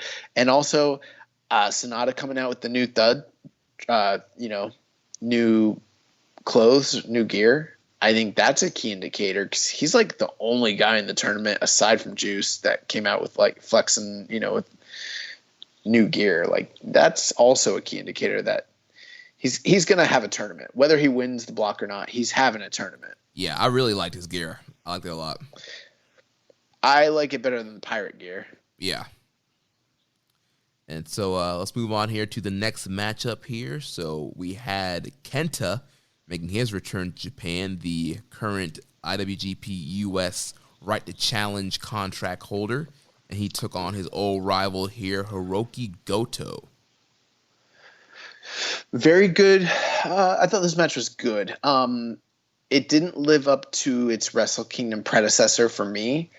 But it was by no means a bad match, but I wouldn't call it a notebook match either. I thought they went out there. They had a decent match. It was a little slow in the beginning. In the middle, it really picked up. But I really enjoyed the hard-hitting nature of the middle portions of the match, especially the mid-kicks from Goto. And, Kenta kind of just challenging, Goto to kind of just unload on him. And ultimately, though, the shoulder work from Kenta is what kind of told the story of this match and led to the finish where he was able to apply the game over to get Goto to tap out here. Yeah, that was a pretty good match. I went 3.5 on this one. I think this is the best Kenta match we've seen since the Goto match at Wrestle Kingdom. New Japan Strong. His matches have been a ton of stalling. I think the Carl Fredericks match is like the one match I really liked out of all his strong matches, but for the most part, it was just a lot of stalling, a lot of cheating, a lot of slow pace, and I felt here he was more hard-hitting. It was kind of, obviously not vintage Kenta, but he was more straight-laced here. Obviously, there was no Bull Club shenanigans here. This was more of a straight-up match, and like you mentioned, very hard-hitting. He was killing Goto with those kicks, working over the shoulder so he can get to the game over submission, and that's what it came down to. He beat Goto down and got him in the game over right in the middle of the ring and forced Goto to tap out. Yeah, I liked the finishing sequence where Goto almost made it to the ropes and Kenta pulled him back. I almost started to mention that there was shenanigans because it just feels like in every Kenta match there has been a ton. And then upon second thought, I was like, I don't know if there even was any, but just how slow and stalling some of the tactics from Kenta were early on, it just kind of dragged the match a bit down for me. But anytime these two guys go at it, it's never bad. And that kind of proved to be the case here. It wasn't great, but it was pretty good. Kenta picks up 2 points. That's got to be a pretty big win for him at this point in the tournament. But, last year he went 4-0 and then lost the last 5. So we'll kind of see what happens going forward. Next match of the night, semi-main event, Zack Sabre Jr. takes on Evil with Dick Togo. And I got to say, Jeremy, I really liked this match. Well, I got to say, young boy, I really like this match too. So it was an Evil match that I actually enjoyed. Even right from the beginning, you had Dick Togo distracting Sabre, and then Evil takes advantage. This is the stuff on the outside. I felt like Evil was just more aggressive than he's been since the turn. And I really liked the kind of determination he had on his face. And then the stuff on the outside was really good. And then just everything that happened in the ring was just really good. I don't want to be that guy and be a hater, but I have to be a little bit. I did notice how some of the heel work, especially on the outside, that he was employing seemed to work. Do you know why I think it worked so well here and it didn't in other matches previously? Why? Because little known secret, Zack Sabre Jr., when he's a face, he is an incredible baby face, and he's incredible at getting sympathy, especially look at his frame. And yeah, man, I kind of anticipated them doing sort of like a heel versus heel story, with one being the more evil heel, probably Evil, but Zach reverted almost to babyface right away. So much so that I saw people talking about him having a face turn because of this match. And I was like, no, it's the G1. Like, you know, especially when you have a monster, when you have two heels, someone has to kind of play the face for the match. And that's what Zach did here. And I thought Zach really put over a lot of the offense of Evil and did a lot of big favors for him. Not to take anything away from Evil, but I thought Zach did a better job getting sympathy than, say, Hiromu or Okada or Naito did in their matches earlier this year with Evil. Yeah, Sabre did a great job here and definitely was kind of in that almost an underdog kind of role, and he was like fighting from underneath the whole match. And whole match. Yeah, Evil was just kind of bruising him and also allowed shenanigans, exposing the turnbuckle. We saw, Dick Togo every once in a while will kind of jump up here. And then they overdid it. Yeah, they did overdo it. And then anytime Sabre would mount the smallest comeback, Evil would kind of either counter him or kind of cut him off, and so just continuing to have to fight from underneath. There's a big superplex from Evil. He went for Everything Is Evil after that. Evil blocked, or Sabre blocked that, and then Sabre went for the Zack driver, and Evil blocked that, and Sabre did a cradle, got a near fall off of that. Once I saw that Evil was kind of eating him alive a little bit, and we were getting the various cradles, I was like, oh, I think Zack Sabre Jr. is about to beat this man. And when I saw him hit him with that clutch, what is that move called? The European clutch? Yeah, the European clutch, the one that, I don't know, Marty Jones or whoever it was. Who's the GM over at NXT UK? Oh, man, I'm picturing his face. Johnny Saint. Yeah, that's the Johnny Saint pin, the famous one he does. And once I saw him hit that, I was like, oh my God, I think he won. And then 1, 2, 3, and I was like, oh, we got an upset. And I was so happy because I hate Evil so much. I do think they overdid the shenanigans and the run-ins and the ref bumps and the stuff with the corner. Like, it was overdone, but it kind of did make Zach, kind of made it seem like he overcame the odds. So I sort of get it, but not a huge fan of all that. But overall, still a physical match, still a good pace. This sort of falls into line with what we've talked about in the past with Evil. Sweet spot, 15 minutes. It didn't overstay its welcome. I think if they'd gone another 5 minutes, I wouldn't be talking about liking this match that much, honestly. And I'm glad to see Zach pick up a win. Right. And it's one thing where you're sitting through maybe 8 to 10 minutes of a match and then shenanigans come, to sitting through 20 to 30 minutes of a match and then a bunch of shenanigans comes and the match has a screwy finish. Sure. And like you mentioned here, there was a ref bump. Togo and Evil come in and they're working over Sabre, but Sabre fights back. He's a cross arm breaker on Togo. Sabre blocks a low blow. I really like that. So Evil goes for the mule kick low blow. Sabre blocks it there. Sable? Yeah. Sabre blocks him into an ankle lock. Then Evil throws him into the exposed buckles. Ref comes back in. He hits Darkness Falls for a near fall. He goes for the Everything Is Evil. Sabre blocked that and then hits the European clutch there and gets the win. Yeah, and, Evil was able to look strong. Like I said, he took the majority of this match, so it wasn't even. It was probably 80-20, Right. And we've seen that Zach can tap anybody out. He can also roll anybody up, and that's exactly what he did here. So I enjoyed the match. Yeah.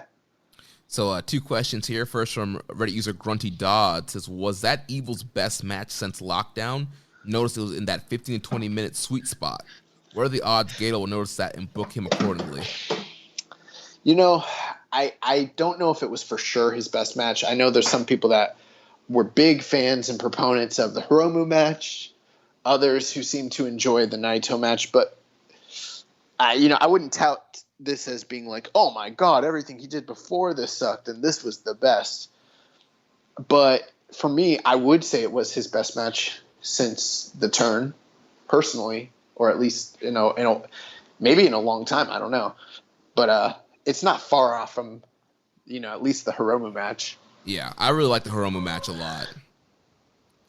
So the next question here we have from Wes Hanley from the Wrestling Squared Circle Facebook group. He says, why has ZSJ got such a baby face now all of a sudden? Out here looking like Suji, new face all of a sudden. I feel like Saber's always been pretty clean shaven, and it's always kind of had a baby face kind of look. I think he's talking about him being portrayed as a baby face in the match, no? Well, he says he's out here looking like Suji. So I don't know, maybe he was referring to him being in the match, but like we mentioned, it's the G1. You're going to have heel versus heel matches, and not all the time can you do like two heels out trying to out-cheat each other, out-heel each other. Sometimes one of the heels has to play the babyface in peril for that matchup and that matchup alone. And once we look at the schedule, see who Saber's going against next, maybe he'll be going against a babyface and he'll be the heel once again. This wasn't a babyface turn whatsoever.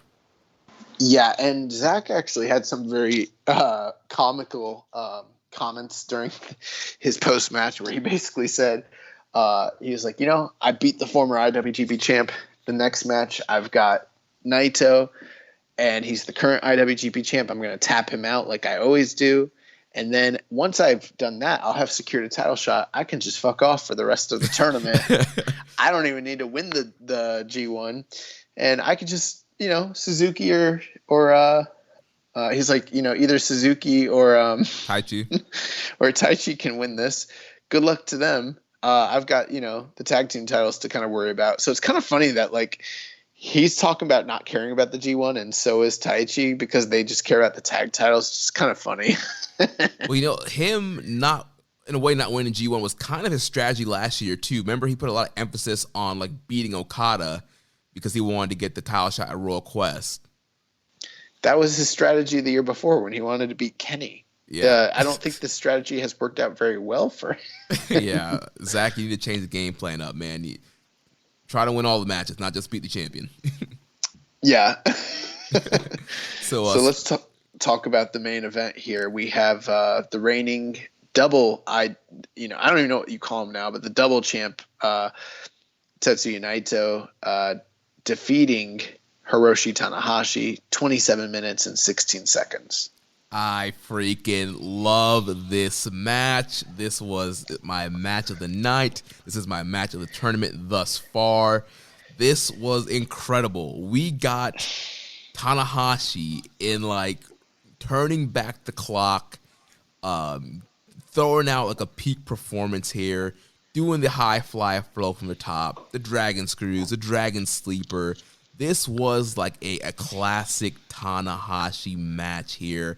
And the whole story, Tanahashi's been on the losing end with the tag team with the Golden Aces, and knowing he's not at top level status here, and I felt like he was trying his hardest here on this first night to give it his all and to prove that he can still be the ace, but just came up a little bit short in the end. We had a question from Kevin Crawford about this, and I'd like to address what you said and also what he said.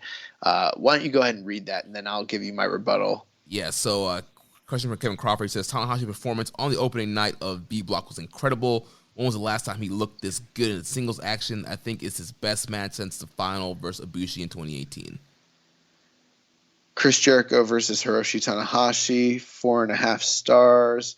Hiroshi Tanahashi versus Zack Sabre Jr., September 15th, 4 stars. Hiroshi Tanahashi versus Zack Sabre Jr., August 31st, 4 stars. Tanahashi versus Will Ospreay, last year's G1, block finals, 4 3/4. Him and Kota Ibushi last year in the G1, 4 3/4. Him and Evil last year in the G1, 4 3/4. Do you guys kind of see what I'm saying here? This man has been working tag matches all year with Ibushi. The one singles match he had this year, aside from the Chris Jericho match, which, keep in mind, we've called this a forgotten classic, and it seems it's already become a forgotten classic because people are talking about him turning back the clock. This man ain't got to turn no clock back. The clock never went back. It's been here all along. He did have one less than great performance on June 22nd against Taichi in a singles match. But come on, are we really going to blame that on let's take a look at who he was wrestling and what kind of match they had. Was that Tanahashi's fault, or maybe it was part of that story about him being the struggling team member between him and Ibushi? I would beg to argue that's probably the case here. Tanahashi has had classic after classic in the tag team ranks this year. Tanahashi ain't rolled no clock back. The clock ain't gone back. He is still the motherfucking ace. This man puts in banger after banger after banger. Not in Wrestler of the Year contention right now is because he's been in tag team action all year long. If he was wrestling in singles, he'd be in Wrestler of the Year contention right now. Yeah. Oh, and if you put him in that A block, in the A block, yeah. Forget about it. Maybe turn the clock back. Maybe it's not the right expression, but I just felt like this was your classic Tanahashi main event. You know, we always don't see him in the main event. He hasn't been in the main event even. I mean, obviously he was in that G1 finals. He wasn't in the main event in the Dome recently. Like, this was just like that traditional, like, New Japan main event with Tanahashi in the main event.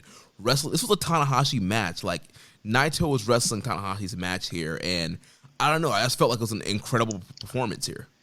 Bro, think about last year. Like, he had the matches with, like, just look. If you go back and you look at his G1, like, he had a 4-match series with Zack Sabre that was incredible. The Kenta match, the Okada match, the Ospreay match. Like, he had it was just a year ago, and he was destroying the star ratings. Like, and it's not. And for simplicity's sake, I just read some of Dave's ratings. That doesn't even include, like, if I went to cage match, you're looking at all 8s and 9s. Like, this guy is still wrestling at the same level he has always wrestled at. Like, ain't been the only reason that people might think that maybe he's like a little farther back is like what you mentioned. He hasn't been in the quote unquote main event scene, but he's been in the semi-main event scene all last year, and he's been in the semi-main event scene this year, wrestling in tag team matches against Dangerous Tekkers. This man's still got it. As far as the match, though, I don't love this match as much as everybody else. Dun, dun, dun. But I did like it a lot. Obviously, I think you'd have to be brain dead not to like it. It was an incredible match. But do you know what this reminded me of? What? This felt, and it's not a perfect analogy, but it's kind of similar to like Steamboat and Flair, but in 1994. Like when they've already, or maybe 93, I can't remember when they had their series of matches. It was either 93 or 94. It was definitely 94 now I think about it. So those two guys obviously had so many classic matches, never had a bad match against each other. And the 2 or 3 match series they had in WCW in 1994 was, you know, match of the, at least in North America, match of the year caliber, you know, for the time, at least in that promotion. But it was levels beneath what they were capable of doing just 4 or 5 years prior to that. And it was not because of the psychology or the timing or anything like that. It was completely due to the physicality. Like, they couldn't physically do with the same pep, the same snap, the same gusto what they'd done previously. That's what I saw here. I saw two guys who just, there was a little bit less of the athleticism. I felt like some of that was Naito. Yeah. There was a lot of like spots, especially the Destino spots, where there was like some stumbling around, and maybe for some people that adds to the realism and the struggle of the match, and that they buy more into that and they like it. And sometimes I'm that guy too, so that's why I'm mentioning it. The match itself overall, I'd still go 4.5. I loved it. 27 minutes. This is my match of the tournament so far. And that's a really incredible thing, given the fact that there is no audible cheering from the crowd, you know? Right. Definitely the best Naito match since Wrestle Kingdom against Okada. Yeah, and despite the few Destino botches, I thought Naito did look really good in this match. Like you mentioned, best we've seen him since the Okada match. Overall, these guys just worked really well together. Great story here. Well, the reason I mentioned the Flair Steamboat series is because Flair and Steamboat both looked fantastic in that series, but they weren't at the level they'd been just a few years prior. That's what this match was to me. Still incredible. I don't know if these guys are ever going to be capable of having a truly bad match against one another because they're so familiar. There's so much chemistry and history there. But it wasn't quite what it would have been, say, even 2 or 3 years ago. Honestly, I don't think it – I mean, think about like the Kenny Omega match that Naito had on night 1, 2 years ago? Yeah. This Naito is not the same guy he was 2 years ago. Right. That being said, the match still freaking ruled. It really did. It ruled. And 27 minutes, I didn't even to be honest with you, until we got in the air here, I didn't realize that they almost went down to the wire. Oh, I didn't, because I was paying attention to the call because it was like 20 minutes, 25 minutes. I'm like, oh, are they going for a draw? Are they going to do a draw? Or are they teasing the draw?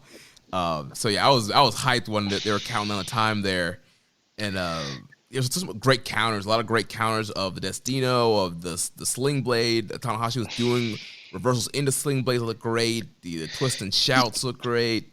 Yeah, he hit a lot of twist and shouts. He hit a lot of Sling Blades. And then towards the end of the match, he hit one standing high fly flow. He hit one to the outside too, which his right knee hit the ground, and I was like, oh, God. But that's what he does in his big main events. So, but he hit a standing high fly flow towards the end of the match, and I was like, oh my God, he hit it. All he has to do now is hit one more, and it is over. And he didn't even like play to the crowd or hesitate. He ran up, but like Naito had so much ring awareness that he was able to move out of the way right at the last minute. And I was watching this match with my girlfriend, and she was like, Naito's going to move. And I was like, no, he's not. I was like, Tanahashi's got this locked up. And at the last second he moved. And I was like, I saw my dreams like come crashing down, because I really thought Tanahashi was going to pick up the win here this evening, get the upset win, and get a title shot locked up for himself. Me and a lot of people that in our pick'em thought the same thing. I sold myself on the Tanahashi comments pre-COVID, and the fact that it seemed like they were building to a match between those two. I was like, it's going to be the big upset, locked in stone. Tanahashi's getting this title match, but no, they wanted to get Naito dominant, give him a big win here. He moves out the way of the high fly flow. He hits the running Destino, gets a near fall, goes for another one. Tana blocks that. Blocks a palm strike. Naito hits Valentina, and then hits another Destino and gets the win. Yeah, so at this point in the tournament, my two highest, most recommended matches, and I'm sure you'd agree, Suzuki and Ishii from night 1, and then night 2, Tanahashi and Naito, and both of those matches just delivered in spades. Post match, Tanahashi had like just a heartbreaking promo where he's on the ground talking about how he worked so hard to get himself into G1 shape, and it didn't matter because he still lost, and he didn't expect Naito to be so much further ahead than him at this point in their careers, but he is. So, he's going to keep working harder, and the G1's not over. On the flip side, Naito was talking about how, basically he's like, Tanahashi, this was a big loss for him. This was kind of make or break in the tournament, and losing to me at this point kind of knocks him out. And I can't say that I completely disagree. I think there's a good chance. We see it every year. I remember like the match that I just mentioned 2 years ago, Naito and Kenny Omega went out there on night 1 or night 2, and they had a near 5-star classic. But when he lost to Kenny Omega, it was like, boom, he's done in the tournament. And he kind of was. And I think that this is got to be a huge detractor for anyone that was hoping for Tanahashi to pick up a tournament win. I mean, it's a long tournament, but when you lose to the reigning champion night 1, that's a key indicator that you're probably done. Right. And also kind of very similar to last year too. He faced Okada on the first night there in Dallas. Same thing. Had a really great match with an old rival, but kind of sealed his fate for the rest of the tournament. Yeah, this was great, man. This was just so great. I know I had some what might be seemingly bad comments, but again, still the best match of the tournament so far. And it's just so great to see a large crowd in a large building with that much excitement, seeing these two guys give it their all. It felt like a big time New Japan main event. I loved it. Yeah. So we got some questions here. First from Ubermonk says, does Naito remain champion between now and Wrestle Kingdom? Do they split up the belts before Wrestle Kingdom? We've gotten this question a lot. I don't think they're going to split up the belts, and I think he will be champion by at least Wrestle Kingdom. Maybe even I think he might even retain it. It's possible. I definitely think he's going to the Dome with the belts. Yeah, I think he's going to retain it coming out of the Dome this year, especially if hypothetically it's Okada. I don't think Okada's beating him in the Dome. Yeah. Next question from Ricky. Naito pulls out another terrific match in which he's going over. Is Josh's theory about Naito looking correct? I have one reason I didn't do a bracket is because the more I looked at the scenarios, the one scenario that feels unlikely, but also in my gut kind of feels like it's a high possibility, but it's so crazy that I can't put it on paper, is Naito actually winning the G1 as the champion. And, the G1 champion or the IWGP champion always does very well overall. So this is par for the course at this point. Night one, the IWGP champion winning, that's nothing. That's pretty normal. We gave you the last 2 years where the same thing happened. So it remains to be seen. But I kind of think that is it's one of those scenarios that I think could really happen, and I haven't heard too many other people talk about. Right, but I think specifically here he was talking about, remember you had a theory of Naito performs better when he's going over. Oh, is that I thought he listened last week and was talking about my theory of Naito winning the tournament, which is kind of what I've been thinking of. Okay. Yeah, I think there are a lot of guys who are, what's funny, he's like, some guys like Hulk Hogan do better. Like some of those types of guys would do better when they were losing.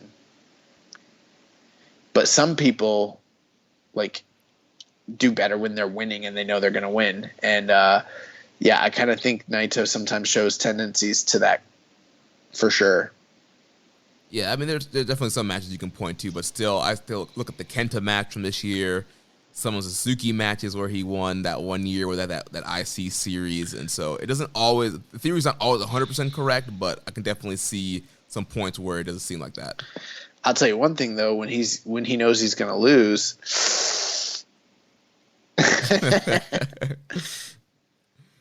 Next question here from Highest Fly Flow. It says the high fly flow to the outside. The Japanese commentary called it the high fly flow. Charlton calls it the highest fly flow.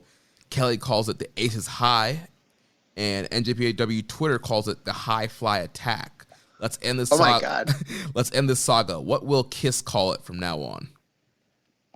I didn't really even realize there are so many variations. You've definitely done your homework more than me. Jeremy, did you know about this? I did not realize it. I do remember hearing Kevin Kelly say the ace is high sometimes, but I didn't realize that some people were calling it the highest fly flow. I think he's got a shirt where his shirt says highest fly flow. But for me, but that wouldn't really make sense because you would think the highest would be the one that finishes people, and the one that finishes people is the one that when they're on their back. The highest would be the one that's actually physically the highest, which is the one to the outside. I don't know. I just call it the high fly flow. They're all variations of the high fly flow, so I just call them all high fly flow. I mean, I could fuck off and start calling 5-star frog splashes if you guys. Yeah, I'm just gonna call it a high fly flow, a standing high fly flow or whatever you want to call it. But I think that we need a ruling from Tanahashi. I think he needs to be keyed in to what everyone is referring to his baby as, and maybe he's cool with it. Maybe he's like, they're all correct. I think we need to have a fan vote. We need to get an app, and we all. Dude, you should do a Twitter poll and ask people what they think it is. Yeah, we can do that. Let's get some. Let's see what the people think. So that wraps it up for that. Questions on that match. A few other random G1 questions here. So from EMJ Does PR, he says, which returning wrestler impressed you guys the most and why? I mean, Will Ospreay, and it's just because Will Ospreay's great, and that's. I mean, I don't really have any in-depth reasons. I mean, aside from his physique and the fact that he's able to do what he's still able to do with his physique, but he hasn't lost a step, and he's only had 3 matches in 8 months. Yeah. Yeah, I'm gonna have to go with Ospreay as well. There's a lot of question on what his style would be or what he would look like, and I thought he looked great and was hitting all the spots as usual. I think you could make an argument for Jay White as well, but I would rather make the argument for Will Ospreay at this time. Yeah. Next question here from Rambo and Slam Pig. Were there any individual wrestlers or particular matches that either exceeded or fell short of your expectations? I was pleasantly surprised by Evil versus ZSJ and Ospreay versus Yujiro. I thought that Jay White and Shingo exceeded my expectations. I would agree that Evil and ZSJ exceeded my expectations. Although I think that those two guys have worked well together in their series of matches in the past. So not totally surprised, but, it definitely exceeded. The biggest miss for me personally was the main event of A Block Night 1, Ibushi and Okada. Yeah, pretty much same for me. The match that exceeded my expectations was Evil and Zack Sabre Jr. I was just pleasantly surprised how much I liked that match. I also really enjoyed Ospreay and Yujiro. Even though it was a 7-minute match, I really liked that match for what it was. But yeah, for falling short, definitely the Ibushi Okada match, especially, just thinking about Wrestle Kingdom, the match they had there and expecting to get something close to that, and it was nowhere near that, so it definitely fell short. Ospreay Yujiro is exactly what I thought it would be. I don't know. I was expecting Yujiro to mail it in even more. I mean, he did mail it in. He did like 1 or 2 cool moves and mailed the rest of that shit in. We got two cool moves. That's more than we got this whole pandemic. Next question here from Josh number 2. Biggest surprise result of the 2 nights. Also, were you surprised at how many fans were in attendance? Looks like they might be ready for a pretty full Tokyo Dome. Well, as far as the attendance goes, from what we understand right now, because they've been handling COVID pretty well, they've lifted the amounts. They've raised it up to 50%, and they've also lifted the cap that they had on previously. So right now it seems like indoors they can do up to 50%, provided they're following all the guidelines and regulations with masks and everything. For most sporting events, they can go up to 50%, is what I understand. Yeah, so definitely everything going the right direction there. So hopefully come dome season, they can run in the dome, and we can fill that dome up a little bit more than we were thinking we could. Maybe. We'll see. As far as like most surprising, I don't know. I mean, I guess it was kind of surprising. I didn't expect Yano to be Sonata. That was a little surprising. What was the biggest shock for you, man? I don't know. Trying to think. I felt like Ibushi Okada was kind of telegraphed. Maybe I could say Evil ZSJ. Yeah, for me, it'd probably have to be between Evil and ZSJ.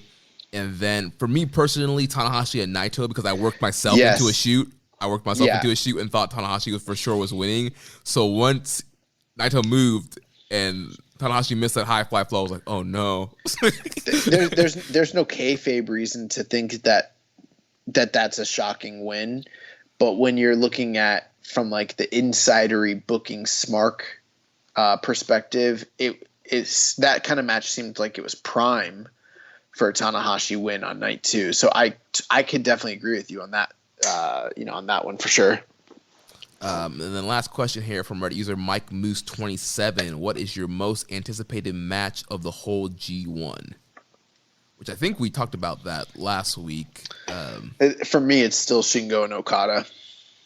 For me, it was Shingo and Okada, but I don't know if Okada's coming out here and not going to give us the full go. I'm not sure. I mean, Ospreay and Ishii is like a close second for me right now. Yeah, I think Ospreay Ishii definitely elevated for me. just because of, I don't know if we're going to continue this Okada Shingo story, and I have to see exactly when the Okada Shingo match is, and maybe it's in a part in the tournament where he's picking things back up. Nice. And so before we preview the upcoming G1 shows, we got to tell you about our friends over at Manscaped and their Lawnmower 3.0. The Manscaped engineering team has spent 18 months perfecting the greatest ball hair trimmer ever created and just released the new and improved Lawnmower 3.0. This thing is the third generation of trimmer featuring a cutting-edge ceramic blade to reduce manscaping accidents. Manscaping accidents are finally a thing of the past. Yeah, this battery is going to last up to 90 minutes, so you guys can take a longer shave. Water-resistant technology allows you to groom in the shower, so easy cleanups. And the LED light feature, which is really cool, illuminates grooming areas so you can get a closer, more precise trimming. They also upgraded to a 7,000 RPM motor with quiet stroke technology. So if you're listening to me right now, I want you to experience it firsthand for yourself. Yes, use our promo code SUPLEX at manscaped.com. You get 20% off and free shipping. That's the code SUPLEX at manscaped.com. 20% off, free shipping. You help yourself. You help this show out. All around, it's all a win. You can be the one, like in G1 Climax. You could be the one and use our promo code SUPLEX. Clean it up, guys. So now let's take a look at the upcoming cards for the G1 this week. So G1 will be back in action on Wednesday, September 23rd. A Block will be back in action. Opening the match, we got opening the show. We have Yuya Uemura and Gabriel Kidd. So that'll be our young line opener for this night. Any prediction on that one? I'm just gonna go Kidd. He hasn't gotten any points on the board, so we'll keep it parity based. Yeah, I'm gonna go Kidd as well. Second match of the night, we've got Jeff Cobb taking on Shingo Takagi. Both guys coming off of a loss, so 0 points on the board here. What are we thinking when it comes to this match? I'm leaning towards a Dragon Shingo Takagi here. I feel like he's going to end up, a pretty good point total here, and so I think he needs to kind of get back on back on track here and get a win over Cobb. Yeah, if I recall, Jeff Cobb was one of the few guys that defeated Shingo in kind of an upset last year. I could be wrong on that, but I feel like that was the case. Yeah, Cobb did beat Shingo last year. So I see Shingo, picking up getting his win back here. And this is a match that's going to tell us a lot about Jeff Cobb and where he's at within New Japan at this current time. So this is one I'm looking forward to, and I've got Shingo winning. The next up, third match of the evening, we have the Rainmaker Kazuchika Okada taking on the Tokyo Pimp Yujiro Takahashi. These two guys have feuded all year. Terrible matches. I'm not looking forward to it. I'm expecting Okada to win, but there's a part of me that's like, are we about to see Okada go on a losing streak and Yujiro to finally put the nail in the coffin to cement, his status within their rivalry? Right. Yeah, this is my least anticipated match of the whole tournament. I've hated all the matches they've had in this pandemic era. And yeah, it's one of those things, Okada keeps beating him. And so I could see somehow maybe you have Master Heater out there, Gato, some kind of distraction or something, count out, DQ, some kind of wacky finish here, and Yujiro pulls one over Okada. Yeah, I anticipate an Okada win, but be wary of the spoiler win for Yujiro, setting Okada off to a 0-2 in the tournament. That upset victory is a possibility for real.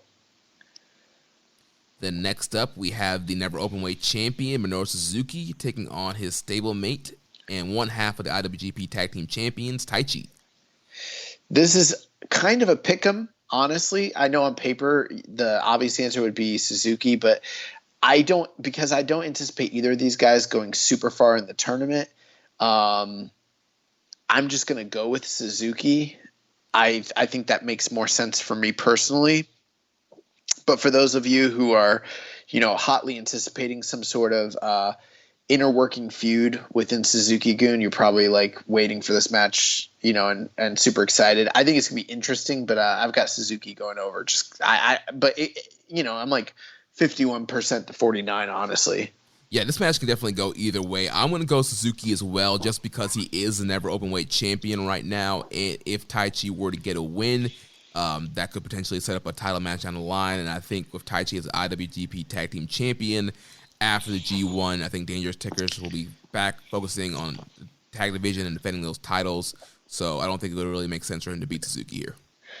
Interesting point. Both guys have 2 points at this point in the tournament. So yeah. Fifth match of the night, we have stablemates in Chaos. Tomohiro Ishii taking on Will Ospreay.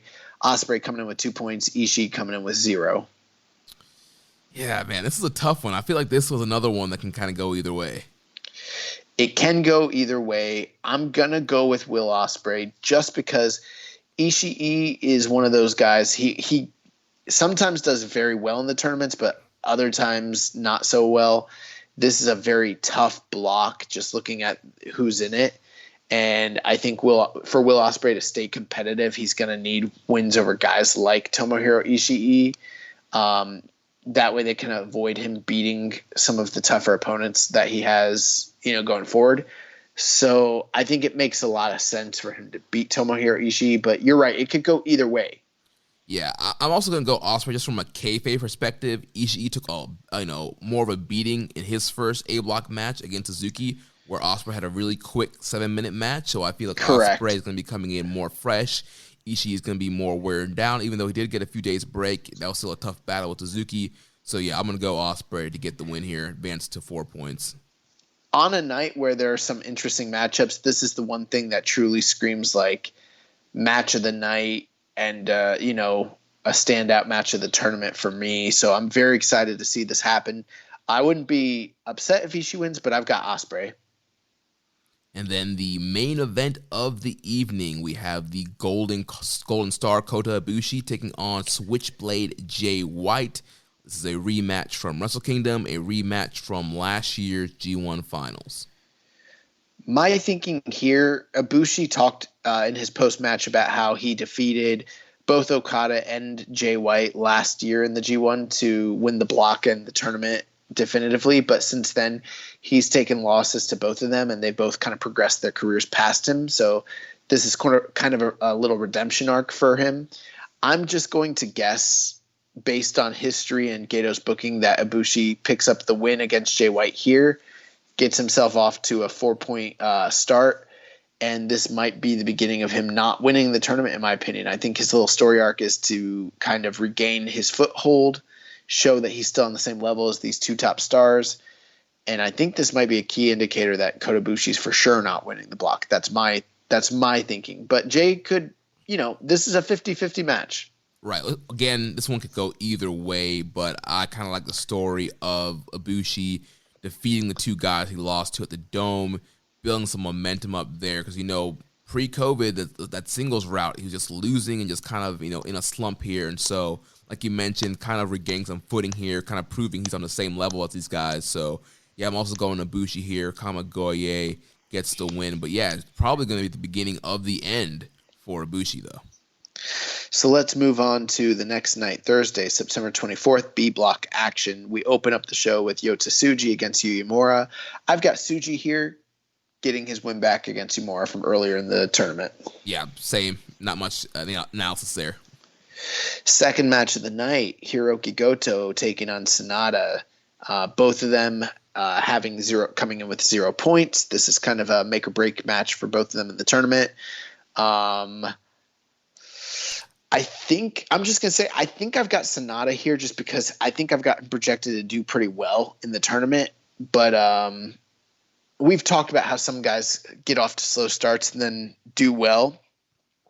So there is a possibility. Goto's got enough, stock in the company. He could beat Sonata here, but I think it would be wise for them to heat Sonata up a little quicker and give him the win first match of the night. Yeah, so I actually have Sonata winning the B block and going to the finals of the G1. So I definitely think he needs to eventually get on a roll here, and so I think he's going to get a win here over Goto. Goto's a guy that you can beat. But again, once again, it's a match where I think Goto could win if they wanted to go that direction too. But like you were saying, I think they need to heat Sonata up, especially if he's going to end up in the finals here. I think he needs a win over a guy like Goto. Yeah, it's like now there is another way of thinking about it. If you're going to have Sonata beat most of the top guys in the tournament, then Goto is your utility guy that can easily beat him and it kind of be forgotten by the end of the tournament. So I'm not saying it's a foregone conclusion. Goto could beat him, but I think Sonata should beat Goto and just kind of move on, and we go from there. Yep. Then the third match of the night, we have the Ace Hiroshi Tanahashi taking on the provisional KOPW 2020 Toru Yano. This should be semi-entertaining, but I got Tanahashi beating Yano pretty easily here. Yeah, I'm going to go with the Ace as well. Get on the board there, get some points, and then, Yano will move on to he'll be 1-1. Fourth match of the night, Juice Robinson taking on Kenta, both coming in with 2 points. So I got Kenta here. Okay. I got Juice on this one. My thinking here is, Kenta is the provisional, or not provisional, he is the contract holder for the IWGP US Championship. And so we know Juice is typically in that U.S. mix when he's in singles role. So I can see Juice getting a win over Kenta and then challenging for the briefcase at Power Struggle. Definitely possible, especially if both guys are staying in the country. I was sort of thinking that hypothetically maybe Kenta goes back to the States. It seems like Juice is not. So that's part of my thinking. But I don't really know the inner workings of how that's going to go down. It's just I see Kenta going into the final night against Naito. I think he needs to have a pretty strong point total. Juice seems totally beatable for a guy like Kenta. So that's kind of why I'm picking Kenta here. All righty. Fifth match of the night, we've got Yoshihashi taking on Prince of Darkness Evil. Yeah, so, I'm going to go with Evil here. Obviously, the big upset loss on night one. This guy was just the double champion not too long ago. He's going to end up with, a very high point total here, so he's got to take out a guy like Yoshihashi here. Yeah, I don't see a reason for him to beat Evil at all. So then moving on to the main event of the evening, we have Tetsuya Naito, the current double IWGP Intercontinental Champion. He will be going against one half of the IWGP Tag Team Champions, Zack Sabre Jr. So this is a very interesting matchup here. Like we mentioned, Sabre's whole plan has been surrounding this matchup here. He wants to beat Naito so he can cash in and get a title shot before the Tokyo Dome and not worry about having to win the G1 here. But I think Naito is going to get the win here. I think Naito is going to start off pretty hot here. And so, I think he's going to get the win here. I think it makes a lot of sense for Naito to get the win here. He mentioned in the post-match comments that Zack is maybe his worst style matchup. And that's proven to be the case. We've seen Zack beat him multiple times, both in New Japan Cup and G1 matches previously. So, in their series, I actually think Zack has more wins than Naito. And at this current time, I don't see a reason that Zack should defeat him. I think this is a needed big win for Naito where he's at in the company right now. So I anticipate them to. Now, one thing I will say, they always have really good matches against one another. And this is actually my projected match of the night. I think Naito's going over. Nice. So that takes us to Sunday, September 27th. We'll be back with A-Block action. Then the show will open up with Yota Tsuji taking on Gabriel Kidd. I'm going to go with Gabriel Kidd here to get the win back from Tsuji from last week. Yeah, I'll just go with Kidd. I'm just going to keep booking these guys to just keep beating one another, and he's going to beat Tsuji, so... Then the first tournament matchup, we have Taichi taking on Tokyo Pimp Yujiro Takahashi. Ooh, this is one of the least anticipated matches for many people. And, to me, I just think Taichi's higher in the pecking order. I think Yujiro's here to kind of – I think, if anything, Yujiro's going to be spoiling people, and I don't think Taichi is someone worthy of Yujiro's spoiling abilities. So I think Taichi winning just makes more sense to me personally. Yeah, absolutely agree with you. I think, Taichi is the right call here. He's a champion, higher in the pecking order. I think, he needs to beat a guy like Yujiro. Next, we got Jeff Cobb against Minoru Suzuki, third match of the night. And this is a match that I've got circled as one of the more anticipated Jeff Cobb matches. We've seen these guys in the past, and they've been very good with one another. I think Cobb needs to come under the learning tree of Minoru Suzuki. I think Suzuki's someone who can teach him a lot about the New Japan style, and I'm very much looking forward to this match. This is one where I think Cobb has a good chance at beating Minoru Suzuki. Yeah, I'm going with Cobb on this one. So if our predictions are right, he would have lost his first two matchups. Yep. He needs to get something here. I think a win over Suzuki would be big. Plus, it could set him up for a never title shot down the line if he's going to stay in Japan for power struggle. So, yeah, I can see Cobb getting the win here and kind of slowing down Suzuki. I agree. Logically, that makes sense to me. So I'm going to go Cobb against Suzuki. Then fourth match of the evening, we have the Golden Star Kota Ibushi taking on the Stone Pit Bull Tomohiro Ishii. This, now that I'm looking at this, what night is this? This is coming up on Sunday. This might be one of the best overall cards of the entire tournament. It just continues to get better. And Ibushi and Ishii is one of the greatest G1 matches I've ever seen. That was our fight of the year a couple years ago, and I just can't imagine this not being spectacular. I'm going to go Ishii on this one. Yeah, I'm also thinking Ishii just because, we got Kota with 2 straight wins here, Ishii with 2 straight losses. I think Ishii, he's probably not going to score super high, but he's definitely going to get in that at least 8 to 6 range somewhere, so he needs to get some win somewhere. So, yeah, I think he'll get the win here. After that, we have the 5th match of the night, the aerial assassin Will Ospreay against the Dragon Shingo Takagi, a rematch of the Super Junior finals from last year and the match of the year from last year. Yeah, this should be absolutely incredible. I'm going to go with Shingo here to get the big win back from Ospreay from that Super Junior final. But expecting an incredible match. This will probably be one of the matches of the night. I mean, the last 3 matches could all be match of the night, but I think this one definitely has really high potential. I agree with you. They like to book guys getting their wins back during tournaments, but I'm going to go with Will Ospreay.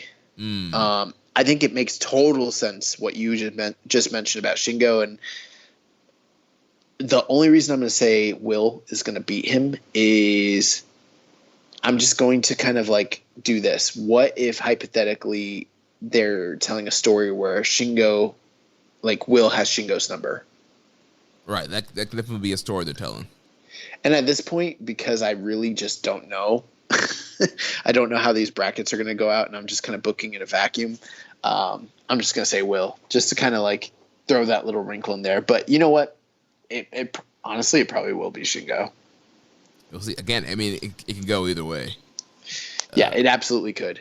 I mean, this is a tough one to call. Yeah, this is A block. It's a tough one. The final match of the night here, we have the Rainmaker Kazuchika Okada taking on the Switchblade Jay White. And again, these are 2 former stablemates. We've seen these guys in the Tokyo Dome. We've seen them in Madison Square Garden. We've seen them in Sumo Hall. Like, this is one of those perennial major main event, top 4 guys in New Japan style match. And it's the main event here. And I don't know who I got. What are you thinking? I'm going to go with the Switchblade Jay White. I think Okada's going to hit this losing slump, this losing streak in the beginning of the tournament. Last time these 2 gentlemen faced off, I believe it was G1 Supercard in Madison Square Garden, where Okada defeated Jay White to regain his IWGP title. So kind of what we see, like we mentioned, that kind of parody tournament booking where guys kind of get big wins back in tournaments. So I think Jay is going to kind of get the big win back here on Okada. And then Okada's going to have to fight hard. He's going to have to win his next 6, essentially, if he wants to win the block.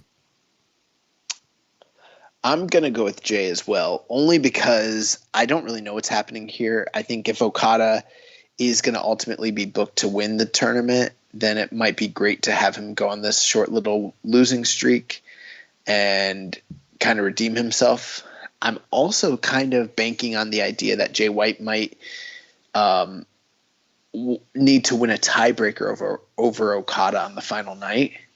to progress, and that this might be a pivotal match. So this is a very, very important match for the remainder of the tournament. Maybe one of the most important matches, the match between Okada and Jay White. So I wouldn't be surprised again if Okada beat him, but I'm gonna hedge my bets and go with Jay White. All right, so those are the 3 upcoming shows that we have there. Bro, So Sunday night is stacked. yeah, dude, Sunday's going to be incredible. So Wednesday, Thursday, Sunday, 2 nights of A block, 1 night of B block. Should be some nights just full of great professional wrestling. So happy the G1 Climax is back. So now we got to touch some stuff that we missed out on last week because we had that marathon G1 preview. So some things we didn't touch on. And we'll just run through this. Right. We're not going to give super analysis, just kind of quick thoughts. So one thing that happened we didn't talk about was the conclusion of the IWGP Junior Heavyweight Tag Team tournament to determine new champions. So on New Japan Road, September 9th, we had Gato and Taiji Ishimori defeating Master Wato and Risuke Taguchi, and then we had Desperado and Kanemaru defeating Bushi and Hiromu. And then the finals happened on September 11th, where Desperado and Kanemaru defeated Bushi and Hiromu again. So thoughts on Suzuki Gun as our new junior tag team champions and thus the overall junior tag team tournament? I think this is one of the worst tournaments they've done in quite a while. And it's not totally their fault. It's just the lack of depth within the junior tag team division. Like we only had one, maybe quote unquote 2 real tag teams. These matches at the end were not bad, but they also weren't what I'd call classics. Interesting thing about Desperado coming out with tape that had Hiromu's name written all over it. Bushi taking the loss on the first night, and then the second night Hiromu being the one to take the fall. I think that's very telling of something maybe in the future between him and Desperado, especially given the history between those two. But it's sort of like this, like Suzuki-gun wins the belts back. They held them for quite a while in the past, and the best team that they could compete with, which is this LIJ team, they beat them back-to-back, both members. And it sort of puts them in the conundrum that I mentioned a few weeks ago. It's like, if you end up beating the same team in the finals, the best team back to back, then who's left for you to challenge? Like, they've already eliminated all their challengers within a round robin tournament. So I don't have many anticipations for this division going forward. I think Suzuki-gun's the best, team to hold the titles for the time being until a good team kind of rises. But I think that there could be a chance of something down the line within maybe, say, a quote unquote hypothetical Super Juniors. I'm not saying that we've heard anything about that, but it's like, if Hiromu took a loss and he doesn't have a belt right now, why are you building a program between him and Desperado? Right. That's not something that could be in a dome or anything like that, but it could be something maybe if they ended up doing a junior tournament where those two guys might be able to face off within the, kind of built off of this match. Yeah, that makes a lot of sense, and I hope we do somehow get a Super Juniors towards the end of the year. That would be a great way to kind of close off this very weird year of 2020. Agree with you, definitely one of the worst tournaments they've done. I just kind of wish they would have done a single elimination kind of deal here instead of the round robin. Like you mentioned, you kind of killed some future matchups here. And I just felt like the crowd kind of died with having that main event back-to-back and then Hiromu and Bushi not really winning that second matchup. So, I don't know. Yeah, but, it's the junior tag team title, so it really doesn't matter. That's true. Also, on the September 11th show, there was the rematch of the never openweight 6-man tag team title match with the champions Goto, Ishii, and Yoshihashi defending against Okada, Sho, and Toru Yano. Yeah, you guys might not know this, but Ishii and Goto are also never 6-man tag team champions. I know they're not wearing the belts out to their singles matches during the G1, but they are champions. But the way you would know for sure, Yoshihashi is always going to wear his belt out to his matches. Yeah, and I really enjoyed this matchup. I don't think it was as good as the actual tournament finals, but it was pretty close. It was a really good matchup. Good matchup. They're not going to be able to live up to the hype of the emotions of the first match, but still very good. Yeah, so I think that's one of the ones, if you haven't watched it yet, you can definitely kind of go out and your way, just watch it. It was a really good matchup. Those guys, all 6 of those guys work really well together, and a lot of the focus was on Sho and Ishii, and their interactions were incredible. So let's talk real quick about New Japan Strong. We had two weeks, Fighting Spirit Unleashed Night 2. ACH and TJP defeated Adrian Quest and Logan Regal. Rocky Romero defeated Danny Limelight. The Gorillas of Destiny defeated David Finlay and PJ Black. And then Kenta defended his right to challenge for the U.S. title, his briefcase. He defeated Jeff Cobb 17 minutes and 57 seconds. Overarching thoughts on this evening? Overall, it was an okay night. I mean, ACH and TJP, they worked really well together. They're a really solid team. I think, if we could get like more people in Japan, you want to do some junior tag stuff, like ACH and TJP would be a pretty cool team to get in the mix there. Told a little story of Rocky and Danny Limelight, so it might seem like Danny Limelight might eventually come under Rocky's wings after Rocky defeated him. God get the win here. With PJ Black kind of being featured a lot on Strong, I think they would be doing more of him, but just seems to kind of be, on the losing end of things. And it was just, 9-minute kind of so-so match. Then the main event was pretty bad here with Cobb and Kenta. Cobb selling on the knee injury and Kenta just kind of cheating, stalling, a lot of shenanigans. Interference. Chase Owens was out there as a ref bump. It was a hot mess. Yeah, I'd agree with you. I thought the first 2 matches of the night were pretty good. The second half of the show I wasn't a huge fan of, but the main event was especially egregious. 17 minutes, 57 seconds. I was anticipating maybe a little G1 preview here, and I thought this was a level below their previous match that they had during the tournament for the New Japan Cup of USA. So not a fan. Too much shenanigans. And yeah, left a little bit of a bad taste in my mouth, honestly. Yeah, there was a question for Highest Fly Flow. Says, do you think Kenta's matches are ruined by interference? Been watching his matches from last G1, and they are just so good. He wasn't a heel last year, so he was, now he's trying to employ some of those heel tendencies, tactics. Also, we don't know what kind of shape, where he's at as far as physicality. I know last year he tried to do a lot more things physically in the tournament that maybe didn't work out so well for him. So I'm just kind of don't know. But, there is a heavy reliance at this time on the Bullet Club, MO. So. Right. And I mean, interference could definitely bring anybody's matches down. And like you mentioned, we saw in his match with the G1 against Goto. I mean, it wasn't the Wrestle Kingdom match, but he was definitely more hard hitting and less shenanigans, no interference. And it was a pretty good matchup. So this most recent episode, we are now on the road to Lionsbreak Crown, which is going to be a tournament amongst some of the young up and coming stars of kind of unproven talents of New Japan Strong. So the people that are involved in that tournament started on the first match of the night in a 8-man tag. We had Adrian Quest, Clark Connors, Danny Limelight, and Logan Regal defeating the team of Barrett Brown, Blake Christian, Jordan Clearwater, and the DKC. So a nice little showcase, preview match there. After that, we had PJ Black and Rocky Romero defeating Fred Rosser and Mysterioso Jr. 12 minutes and 2 seconds. And the main event saw the Gorillas of Destiny defeat ACH and Alex Zane. Yeah, once again, just kind of, the matches were fine. I mean, if you miss this episode of Strong, you're really not going to miss much. Yeah, this was a very so-so show. It wasn't bad. All the matches were decent, but there's just nothing really. I mean, the first match was a preview for a tournament. There was no real, emotional factors. There wasn't any,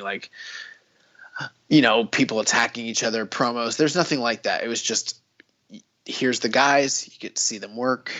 Nice little preview match, sort of like a Road to show.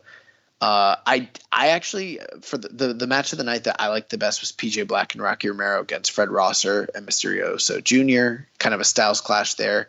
But I thought they told a good story. And then main event here, ACH and Alex Zane against Guerrillas of Destiny. Interesting match. While GOD is kind of, in the US and the G1 sort of happening and those guys are over there, they're kind of just showcasing them as being the most dominant tag team in New Japan. And they're just racking up win after win over makeshift teams here in New Japan Strong. So that's kind of the story that's going on. Like, they're just dominating everybody. And especially Tangaloa hitting the ape shit on everybody. It kind of reminds me of, like, this is probably what would be going on the undercard of a G1 anyways. If they were here in Japan, they would be picking up wins each night with Tangaloa Tangaloa would be easily winning the C block. Right, and we see that a lot. Like, they definitely heat up Tangaloa in this team, and he ends up getting a lot of the falls here. They tried to go for the super power bomb, but that failed, and he ended up to use the ape shit, the Rikishi driver, to put away Alex Zane. Yeah. Before we move on, any big thoughts on this? What is this tournament called? It's called the Lions Break Crown. I don't have any thoughts on it. I mean, what are you thinking? I mean, I just wish that there's maybe some more stakes to it. Like, they haven't even announced, what the winner is getting. I wish there might have been some more promos, a little bit more hype to it. I feel like they just kind of threw it out of nowhere. That's crazy, Jeremy. They said that they're getting a golden opportunity. Did you not listen? They're going to get a chance to reach for the brass ring. Yeah, so, I mean, we don't know what they're winning. We don't know what it is, which is fine. But you're right. Like, there's been no reason to really invest. The only guy that you can really invest into is Clark Connors, and that's not even – if Clark Connors didn't have his previous showcases within New Japan, he would just be another guy too. So yeah, we did have a comment on this from Rainbow and Slam Pigs. It's not a question, doesn't really need to be addressed, but thought I would add. The last week I was kind of speculating the Lions Crown Project, whatever tournament might turn NJPW Strong back toward more of what I liked about the Lions Break Collision shows. After learning the details, I withdraw that opinion. I kind of don't have it in me to watch Strong when we have so much glorious, real NJPW action to feast on with the G1. Yeah, I would agree with that. And you know what? We're about to get – that's going to kind of wrap up our reviews and previews. We're going to go into the news here. Maybe this is a good segue for me to kind of discuss what's going on over in Ring of Honor real quick. Well, real quick before we do that, I just want to talk about – so the Lions Break tournament does start this coming up Friday. We have Logan Regal versus DKC, Clark Connors versus Jordan Clearwater, Danny Limelight versus Barrett Brown, and then the main event will be Adrian Quest versus Blake Christian. So go ahead and talk about the ROH Pure tournament. So right now, ROH is, they had planned to crown a new Pure champion, a title that they had run for a few years in the early to mid 2000s, and then they got rid of it, unified it with their world title. They decided to resurrect the belt and bring it back, and they were going to run this tournament just prior to COVID happening. And now that Ring of Honor is starting to run shows again, what is it? Is it a 16 or 32-man tournament? I think it's 16. I think it's 16.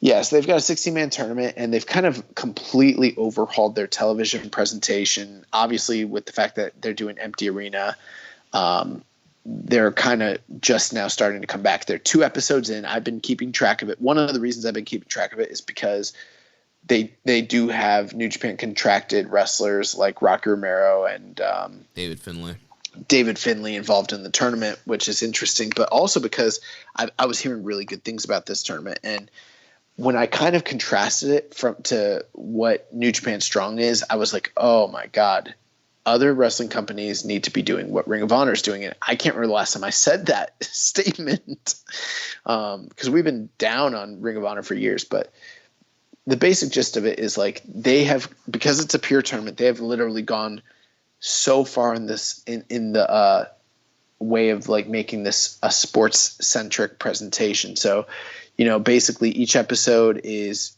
2 matches that are from the tournament, and before the matches happen, they do a promo video with each individual, where each individual says who they are, what their background is within the company, outside of the company, what their motivations and goals are within the tournament, what this tournament means to them, what a loss would mean to them, and basically just that's it. That's the gist of them. If you've ever watched the UFC and you've ever seen on a UFC pay-per-view when the guys give the pre-match like interviews, or they used to do that anyways, that's exactly what this is like. After those guys do that, you basically get invested. You learn who they are, what the stakes are, even though there's no stakes. It's just tournament match. New Japan does tournament matches all the time. Guys lose, they come and go, bada bing, bada boom, that's it. But instead here, you get a little backstory and you're like, oh man, there's a lot on the line for both of these guys because they're real humans. Here's the story. Mm-hmm. And then the presentation is so good, you kind of think neither guy can really afford to lose. So when one of them does lose, it means a lot more. And then they're wrestling in front of an empty arena. The matches are good, but I wouldn't say they're like blow away. But because of the fact, like, it doesn't matter that there's no crowd. The fact of the matter is that there are stakes there because you learned the story and now you're really invested. So when it all plays out, you're like, holy crap. And I think too, it helps with that pure style that you're doing. It's more sports centric, and with the action so much focus in the ring, you kind of forget the crowd's not there. That is definitely part of it, and we kind of alluded to some of that when we were watching the New Japan Cup in Japan. So there is that essence there, but I think the story itself actually does more to make up for the fact that there is not a crowd. One guy says, this is what's going to happen to me if I lose, and this is what's going to happen if I win. And then the other guy says the same thing, and now you're like, oh shit. Like, neither guy can afford to lose. So now you're tied in. It doesn't matter. I mean, yes, it's sports centric in the style, but not everybody in this tournament can work that style. For instance, Dave Finlay's in this tournament. He cannot work sports centric style. But anyways, these matches have been really good. They're 2 episodes in. I would highly recommend that you catch them. They did have a match between Rocky Romero and Dave Finlay. Spoiler alert. Rocky Romero lost to Dave Finlay, which I was very surprised about. But the tournament's been great. But the reason I bring it up, aside from the fact that our guys are there, is just because New Japan Strong is presenting itself like a sports presentation, but there's still all these ref bumps and all the, they're adding the shenanigans, but not having enough, like what we talked about the previous weeks: stakes, promos, character work, reasons to care. Like, they had an 8-man tag with all these guys that are going to be in this tournament. I don't know who any of them are, and I don't care. And I know that they have, like, what's the thing afterwards with Kevin Kelly? The finish strong with Chris Charlton. Okay, they got finished strong, but you know what? Like, they have a lot of like extra things like that, but they're already a niche product with only so many people are going to tune into the show. You got to find ways to incorporate that storytelling into the show. I'm not saying that they should do exactly what Ring of Honor is doing, but sometimes you got to do a little bit of that. You need to have some story pieces on the guys, especially the ones you really want to push, so we can figure out who they are, what their motivations are, what their character is, why any of this really matters, so we can get invested. It's just basic wrestling stuff. Also, they've got stats. Remember when AEW said they're going to do stats? Mm-hmm. The stats that AEW does are shit compared to the stats that Ring of Honor is doing on these presentations. They're really cool.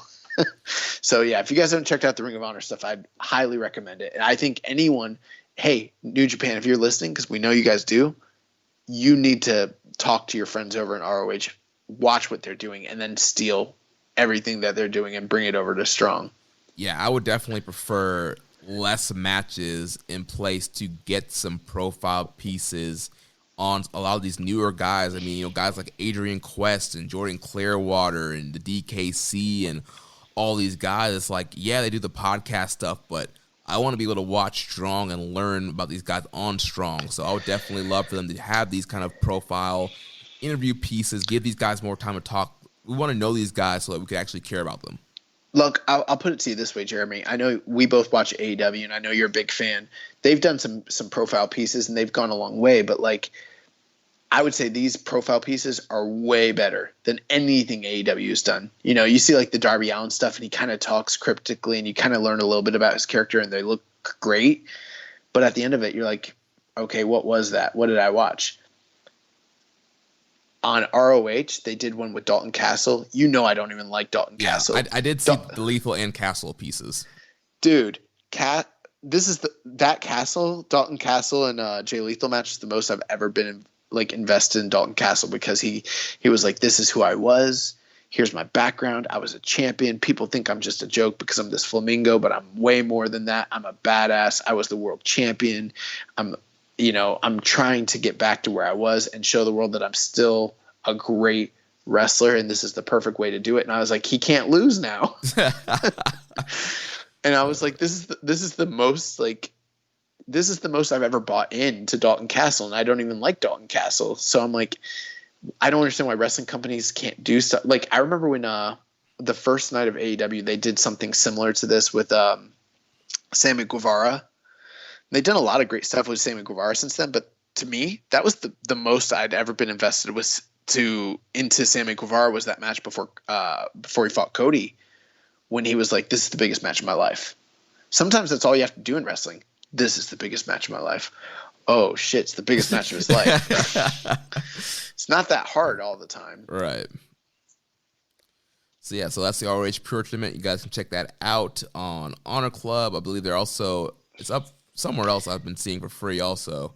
Remember, it's on Fight TV. It's also on ROH Wrestling. It's pretty much everywhere. Do you remember when Danny Limelight fought Rocky Romero? What if they had just done a little 1 to 2 minute video where Danny Limelight was, instead of just Kevin Kelly telling us why the match was important, Danny Limelight was like, here's why I want to beat Rocky. I'm just like him, but I'm younger. This is the biggest match of my career. Then I could have really bought in, instead of just having to hear it from Kevin. Right. They need to do that on Strong. It's important they do that. Yeah. So hopefully we'll see some, or at least let the guy cut a promo. It doesn't even have to be a video package. Right. Let them talk. Do something. Yeah. So moving on, other NJPW news. So the Power Struggle Tour was announced. So that tour will be running from October 23rd to November 7th with the big Power Struggle show, closing that tour off in Osaka November 7th. We talked about the Lions Break Crown Tournament already. Yen Press has announced the acquisition of the Magnus Series New Japan Academy, a series that's about a teenage version of Tatsuya Naito, Kazuchika Okada, and Hiroshi Tanahashi, and other stars of New Japan Pro Wrestling. First volume is scheduled for an October release across digital platforms. Are you going to cover that for the show? I'm not, but I would be interested in checking that out. I know that there is a segment of the fan base that are ecstatic about this, but there's nothing that could interest me less than a manga series about New Japan Pro Wrestling. Give me an anime or nothing else. Yeah, I'm more of the anime guy than the manga guy. So, but I still wouldn't watch this manga if it's about Naito and Okada and Tanahashi as teenagers in a high school. No, fuck off. Come on. Alex Zane has been out of action with a hip injury. So he messed his hip up on the boardwalk bump he took against Joey Janela on one of the GCW shows. Dude, there's people who are listening to this they're like, who? But we got some random questions here we're going to go through real quick. Yep. So from Dom Homie 101, which of one of these predictions could actually happen? Naito winning the whole tournament or Yujiro ending up with 0 points? I don't think Yujiro's going to end up with 0 points. I think Naito winning the whole tournament's more likely. Did we talk about that last week? I'm wondering. I think actually we might have gotten to his questions last week, and I copied them over. Yeah, I think we did answer all his questions last week.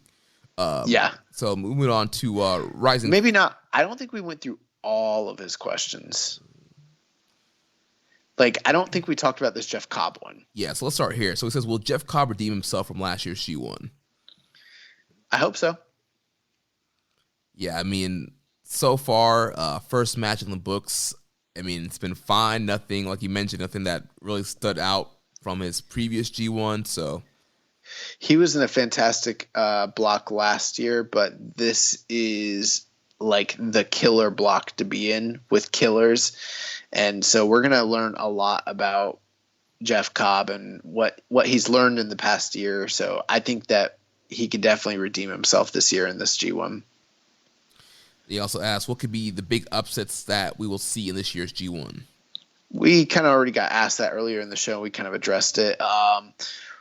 Next question is, which is more likely to take place, Kenta in the G1 final or Shingo in the G1 final? I would lean more towards Shingo than Kenta.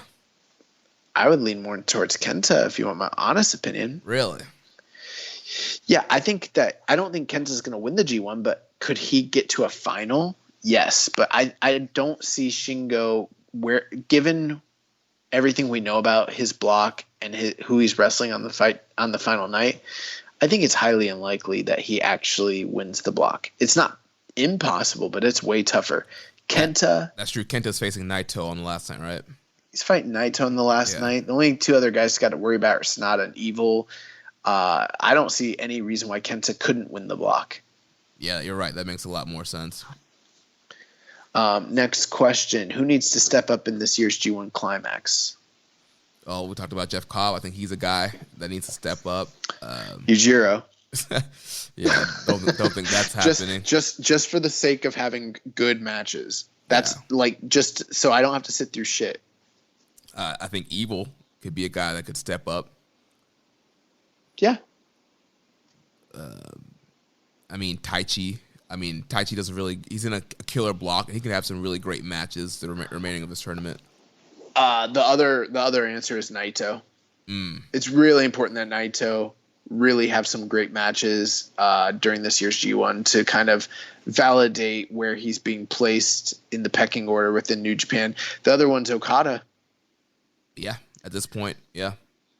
Given the year that he's had, he's someone that really does need to step it up. Those are probably the actual two answers, Naito and Okada for me anyways. So the next question from Raising Falcons, does Phantasmo not being in New Japan elevate Ishimori's status to what it once was in New Japan? Yeah, absolutely. For me, personally speaking, and we talked about this off the air, had there been a Super Junior, I think Phantasmo would have been my favored person to win the tournament. And I think that he's in line for IWGP Junior title shot or title reign. And the fact that he hasn't been here has completely elevated Ishimori. Yeah, definitely. We probably would have seen them in junior tag stuff as well. So obviously, without him, definitely gives you a shine on Ishimori kind of being the only, good junior in Japan right now for Bullet Club. Absolutely. Next question from Jason Chisholm at Badada Bone. He said, the Japanese commentator referred to Desperado's counter of Gato's brass knuckles as a cross counter. Does this mean he is an Ashita no Joe fan? Can Gato survive this? That's a great question. And it absolutely does mean that they read and watch Ashita no Joe. I don't, so I totally missed that reference. It's a boxing technique. They call it the cross counter. It's basically when you're throwing a cross punch at someone when they're coming in. I forget who uses that. I think it might be. Well, it's Ashita no. I think Joe used it, and then in the Ippo series, I think it's Miyata. I don't know, but yeah. Next question here from Viking Pain says, it's been recently revealed that Rusev's AEW contract allows him to work for New Japan too, and he's made references on going to Japan on his streams before, but unless he's willing to work small tours like in Hokkaido and not just big ones like Wrestle Kingdom or Dominion and is actually committed to New Japan long term, I don't want to see him or any more AEW part-timers in New Japan taking spots away from full-timers. Thoughts? Well, that's a great thought, but at the end of the day, it's a business, and I personally, I'm completely fine if they have a big star that's going to put butts in seats, that's going to give us fresh matchups that we've never seen before and keep things interesting, especially if it's going to quote unquote open the forbidden door. I'm fine with it. Now, I'm not sold on the idea of Rusev, Machka, Miro coming to New Japan and putting on bangers. I don't know about that. The best man. And, the best man. The best man. And you know what's funny? every guy that like signs one of these like contracts where they're allowed to work other places, they keep mentioning like, I'm allowed to work New Japan. and they like never show up. Well, we're in the middle of a COVID situation, but like Brody Lee has mentioned it. I think FTR has mentioned it. Miro has mentioned it. Obviously, we know for a fact that the Good Brothers are signed to Impact and they're allowed to come, and I anticipate them coming. But it's just funny. Like Kenny Omega is allowed to, but it doesn't mean they're coming. Right. But do I need the? I'm actually more fine with them just coming in and being showcase wrestlers, provided they do business, as opposed to like, do I want to see Rusev work Road to Power Struggle? I don't know, man. Not really. My whole thing is if they're going to come do that, then they need to be like full-time guys and like really be ingrained with the product. Like if they're not going to, I'd rather them not be ingrained in the product, come over, draw eyes from the AEW crowd back over to New Japan, bring, generate some subscriptions to New Japan World and that sort of thing. Like I don't need, Brody Lee or Brody King or whoever it is to necessarily be a full-time member of New Japan. Like I'm fine with them crossing over and doing a big time, money match, whatever that may be.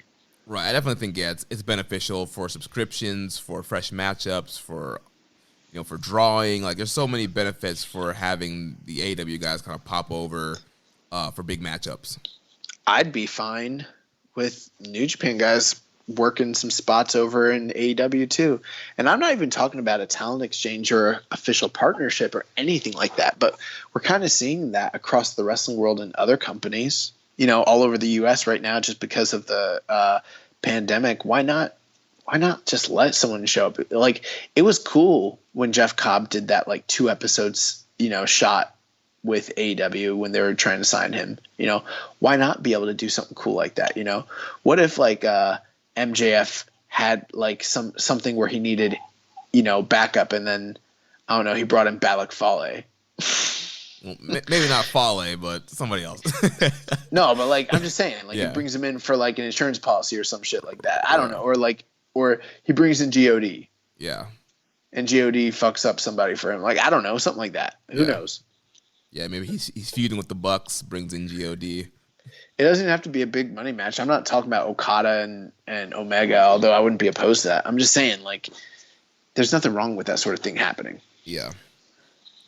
So last set of questions here from the Maple Leaf Wrestling History Podcast. So first he asks, do you guys remember WCW in February of 97 wanting to buy New Japan? Was that a work or a shoot, brothers? Because I really don't know, and I thought WCW and New Japan were already done working together. Yeah. So did you ever hear about this, Jeremy? I did not. Okay, so here's the deal. They were completely working together in 1997. In fact, their relationship had been pretty tumultuous up until the time that Eric Bischoff sort of he kind of repaired things. I don't know, 95, 96, 96. It is definitely like towards the tail end of 95. They were working together pretty extensively again. So, and they were still working together in 97. I mean, the whole NWO angle was happening. They were doing big business together. So, and that continued on through 98, if I recall correctly. But anyways, obviously WCW is doing some of their biggest business ever. New Japan's doing pretty well at the time as well. I remember in The Observer, Dave talked about how there were reports that Eric Bischoff had made public comments on either like a press conference or maybe like a question and answer session on the internet, where he discussed that they were either looking to, now I don't think they were looking to buy New Japan outright, because I don't think that would have been possible, but they were looking to buy a major stake in New Japan, like to invest in them, or on the contrary, WCW was looking to expand to Japan and to start their own wrestling company, like maybe like WCW Japan, basically, and to partner with New Japan in that endeavor. So those were like the two ideas, and they did have official meetings at the time with officials from both parties about moving forward with one of those two things happening. There were issues, though, when it comes to the politics, because one of the major controlling interests within New Japan, and at the time, New Japan had a lot of different owners. They're a public company. I forget who it was, but there was a media mogul who was one of the largest competitors with Ted Turner, who obviously owned WCW. And if the two of them were to both co-own a wrestling company together, like New Japan, it would have been a huge like conflict, and I don't think that was possible. So ultimately, it didn't ever happen, and I don't know why it didn't happen, but probably because WCW's financials went to shit very quickly after this period. But yeah, this was definitely a real thing. It was not a work. I mean, if it was a work, then it would have been mentioned. I mean, it wasn't something that was an angle on TV or anything. Gotcha. His next question is, isn't New Japan owned by a Japanese gaming company? Any speculation or guess as to why they haven't tried getting back in the market? My buddy was telling me there's a Wrestle Kingdom game on PS2, and Fire Pro just licensed NJPW guys, so it just got me curious. Who owns New Japan? Bushiroad. Is Bushiroad a gaming company?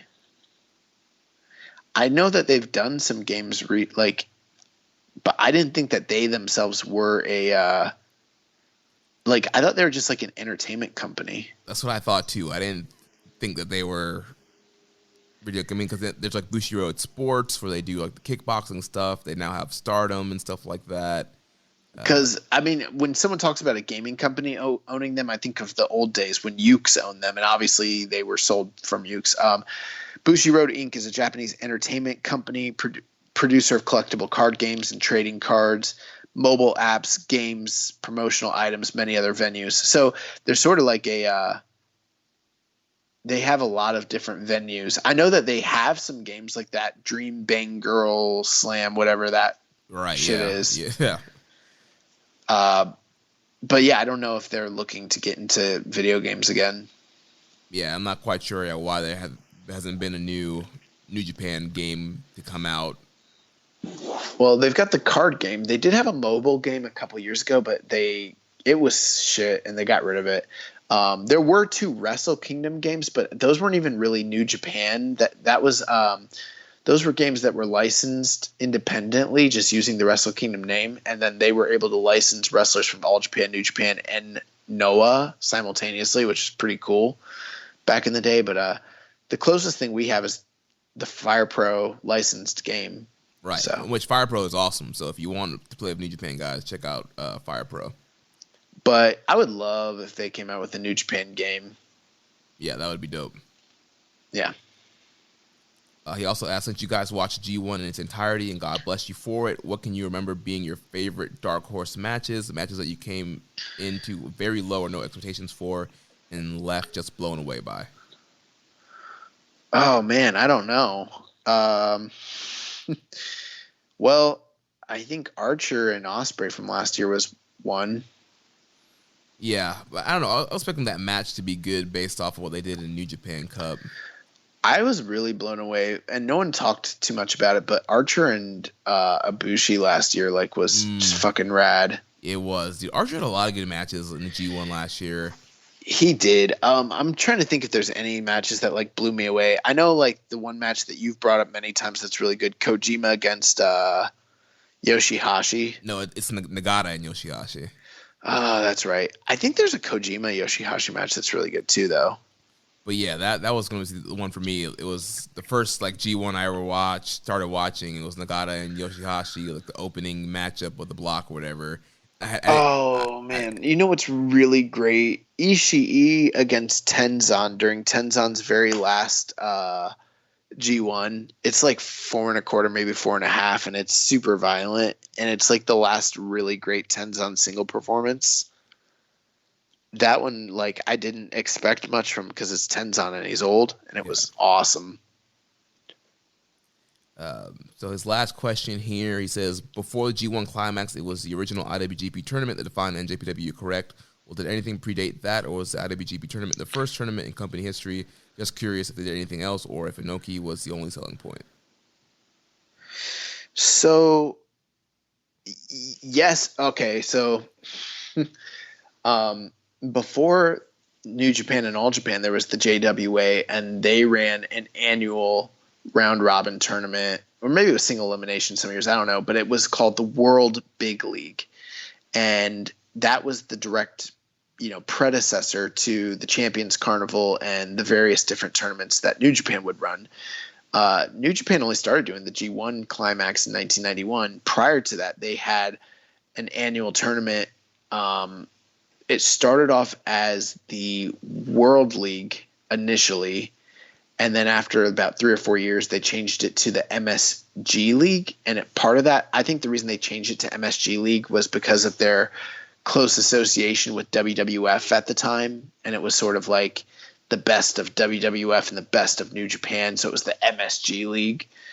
And then they got rid of the MSG League in favor of the IWGP, which was the International Wrestling Grand Prix. If you ever think about what a Grand Prix is a large tournament, and that's what it was.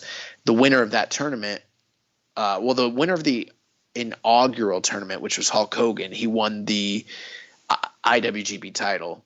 From that point going forward, the rule was whoever won the tournament would get a shot at the previous year's, champion winner. So it was always like a tournament where if you won it, you got to fight the champion. They did that until 1988.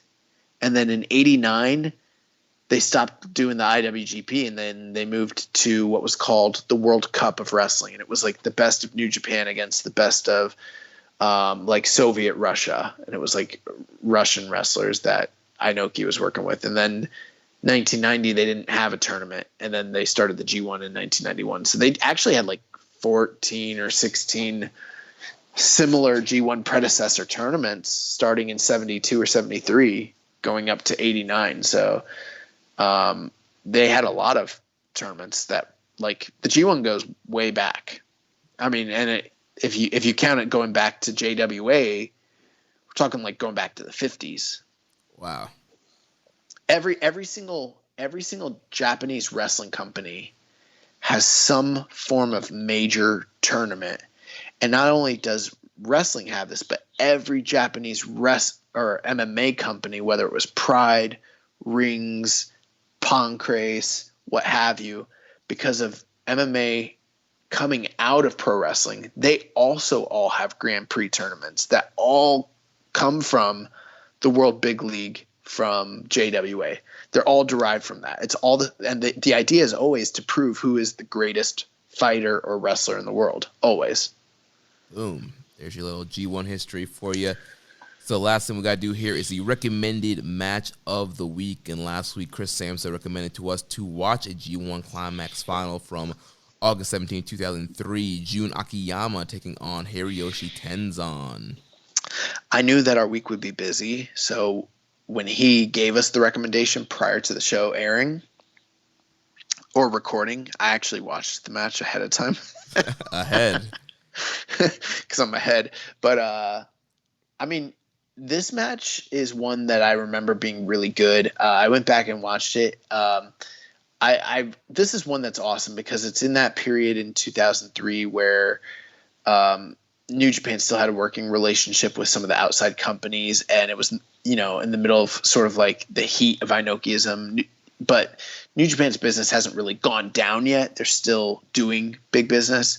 And Jun Akiyama comes over from Noah, and it's a big deal because it's like, it's just a big deal because he's this outsider who's gone through the whole tournament, made it to the finals, and you got Tenzan sort of defending the honor of New Japan Pro Wrestling against this foreigner, and this foreign outsider, I should say. And this is a match that I thought was just so freaking awesome. I mean, it's a totally different style from what you see in New Japan today, but for anyone who watched it or is thinking about watching it, I would recommend it just to see how great Tenzan was in his day and to kind of see the clash of styles between Akiyama representing that classic Kings Road Giant Baba philosophy versus Tenzan being Inoki strong style dojo boy. You've got a lot baked into there, not just promotionally wise, but philosophically with the styles of wrestling they have. And Tenzan throws everything. Like the match goes back and forth and has great moments, but towards the end, once Tenzan like has Akiyama hurt, he's throwing everything that he can at him, every finisher, every big move, and Akiyama's just overcoming it. And then at the very end, you think Akiyama's going to come back, and he starts like throwing his stuff, and then finally Tenzan finally puts him away. It's a war. I think you'd have to temper your expectations. It's definitely not a 2020 style wrestling match, but man, I love this match. Yeah, even though, it's not the 2020 style, but it's still really good. Jun Akiyama's out here throwing V-triggers the whole match, just killing Tenzan with these jumping knees and pulling on the knee pad, jump on him. Crowd was super behind Tenzan. Also, he's the home, New Japan guy. They want him to defeat this invader, Jun Akiyama. They're super behind him. He was super over here. It was a crazy spot where Tenzan did it looked like he was doing a backdrop, and like Jun Akiyama landed right on his head on the apron. That was a crazy spot. Jun was also killing him with T-bone suplex throughout the match. Tenzan hit the moonsault perfectly for a great near fall. Very hard hitting. There were some headbutt exchanges, and eventually Tenzan comes back, overpowers him, and gets the Anaconda Vice for the big win, taps him out. One of the biggest wins of Tenzan's career. And he was sort of like he is one of the greatest G1 competitors of all time. I think he is only behind Chono in all time like G1 wins, which is crazy. They used to call him Mr. August. So people don't realize how great Tenzan was. From that period, Tenzan's just one of my favorites. So highly recommended. I enjoyed the match thoroughly. Nice. So do you have a recommended match for us this week? Oh, I do. And it is a banger. From the G1 Climax in 2015, G1 25, August 15th, we have Tomohiro Ishii versus Michael Elgin. Oh, man. And this is a match that just fucking rules. I remember the first time I saw it, my mind was blown. And I don't usually say about New Japan because there's a lot of great matches at the time, but very few of them were blowing my mind. And this match blows my mind every time I see it. I think it deserves way more praise than it gets. Just incredible stuff. And 14 minutes, 37 seconds of sheer brutality. Nice. Looking forward to that. I always loved Elgin Ishii matches, so that should be a lot of fun. They've only had 2 in New Japan. I know we gave a lot of praise to the New Japan Cup match that they had a couple years ago. This match is better. Oh, well, I'm definitely looking forward to checking that out then. Oh, that's going to wrap everything up for us this week here on Keeping It Strong Style. Next week, we'll be back to review nights 3 through 5 of the G1 Climax and give you our thoughts and reviews on all that stuff. So if you enjoyed today's show, please consider making a donation by visiting socialsuplex.com/donate. Click on the donate button under the Keeping It Strong Style logo. Make sure you connect with us on social media. On Twitter, I'm at Jeremy L. Donovan. The show is at KI Strong Style. Also follow us at Social Suplex. On Facebook, we're facebook.com/Social Suplex. Also in the Wrestling Squared Circle Facebook group, facebook.com/group/Wrestling Squared Circle. On Instagram, we are at Social Suplex. You can email me, Jeremy, at socialsuplex.com. On Reddit, I'm the Pro Black Guy. Josh is Keeping It Strong Style. Make sure you check out all the other shows here on the Social Suplex Podcast Network. On Sundays, we have One Nation Radio, hosted by Rich Latta and James Boyd. On Wednesdays, we have the Ricky and Clive Wrestling Show from Scotland. Pretty soon, we should be having the return of Grown Men Watch This Shit on every other Wednesday. On Thursdays, we have the Grave Consequences podcast with Caleb and Maserati. On Fridays, we have the 8-Bit Suplex with Josh number 2 and Sandy. And Saturdays, we have All Things Elite with Floyd and Austin. Don't forget to subscribe and leave a rating and review. And we will catch you next week on Keeping It Strong Style, the ace of podcasts. Sweet, sweet boy Ichiban. Thank you for listening to Keepin' It Strong Style. We'll see you next time.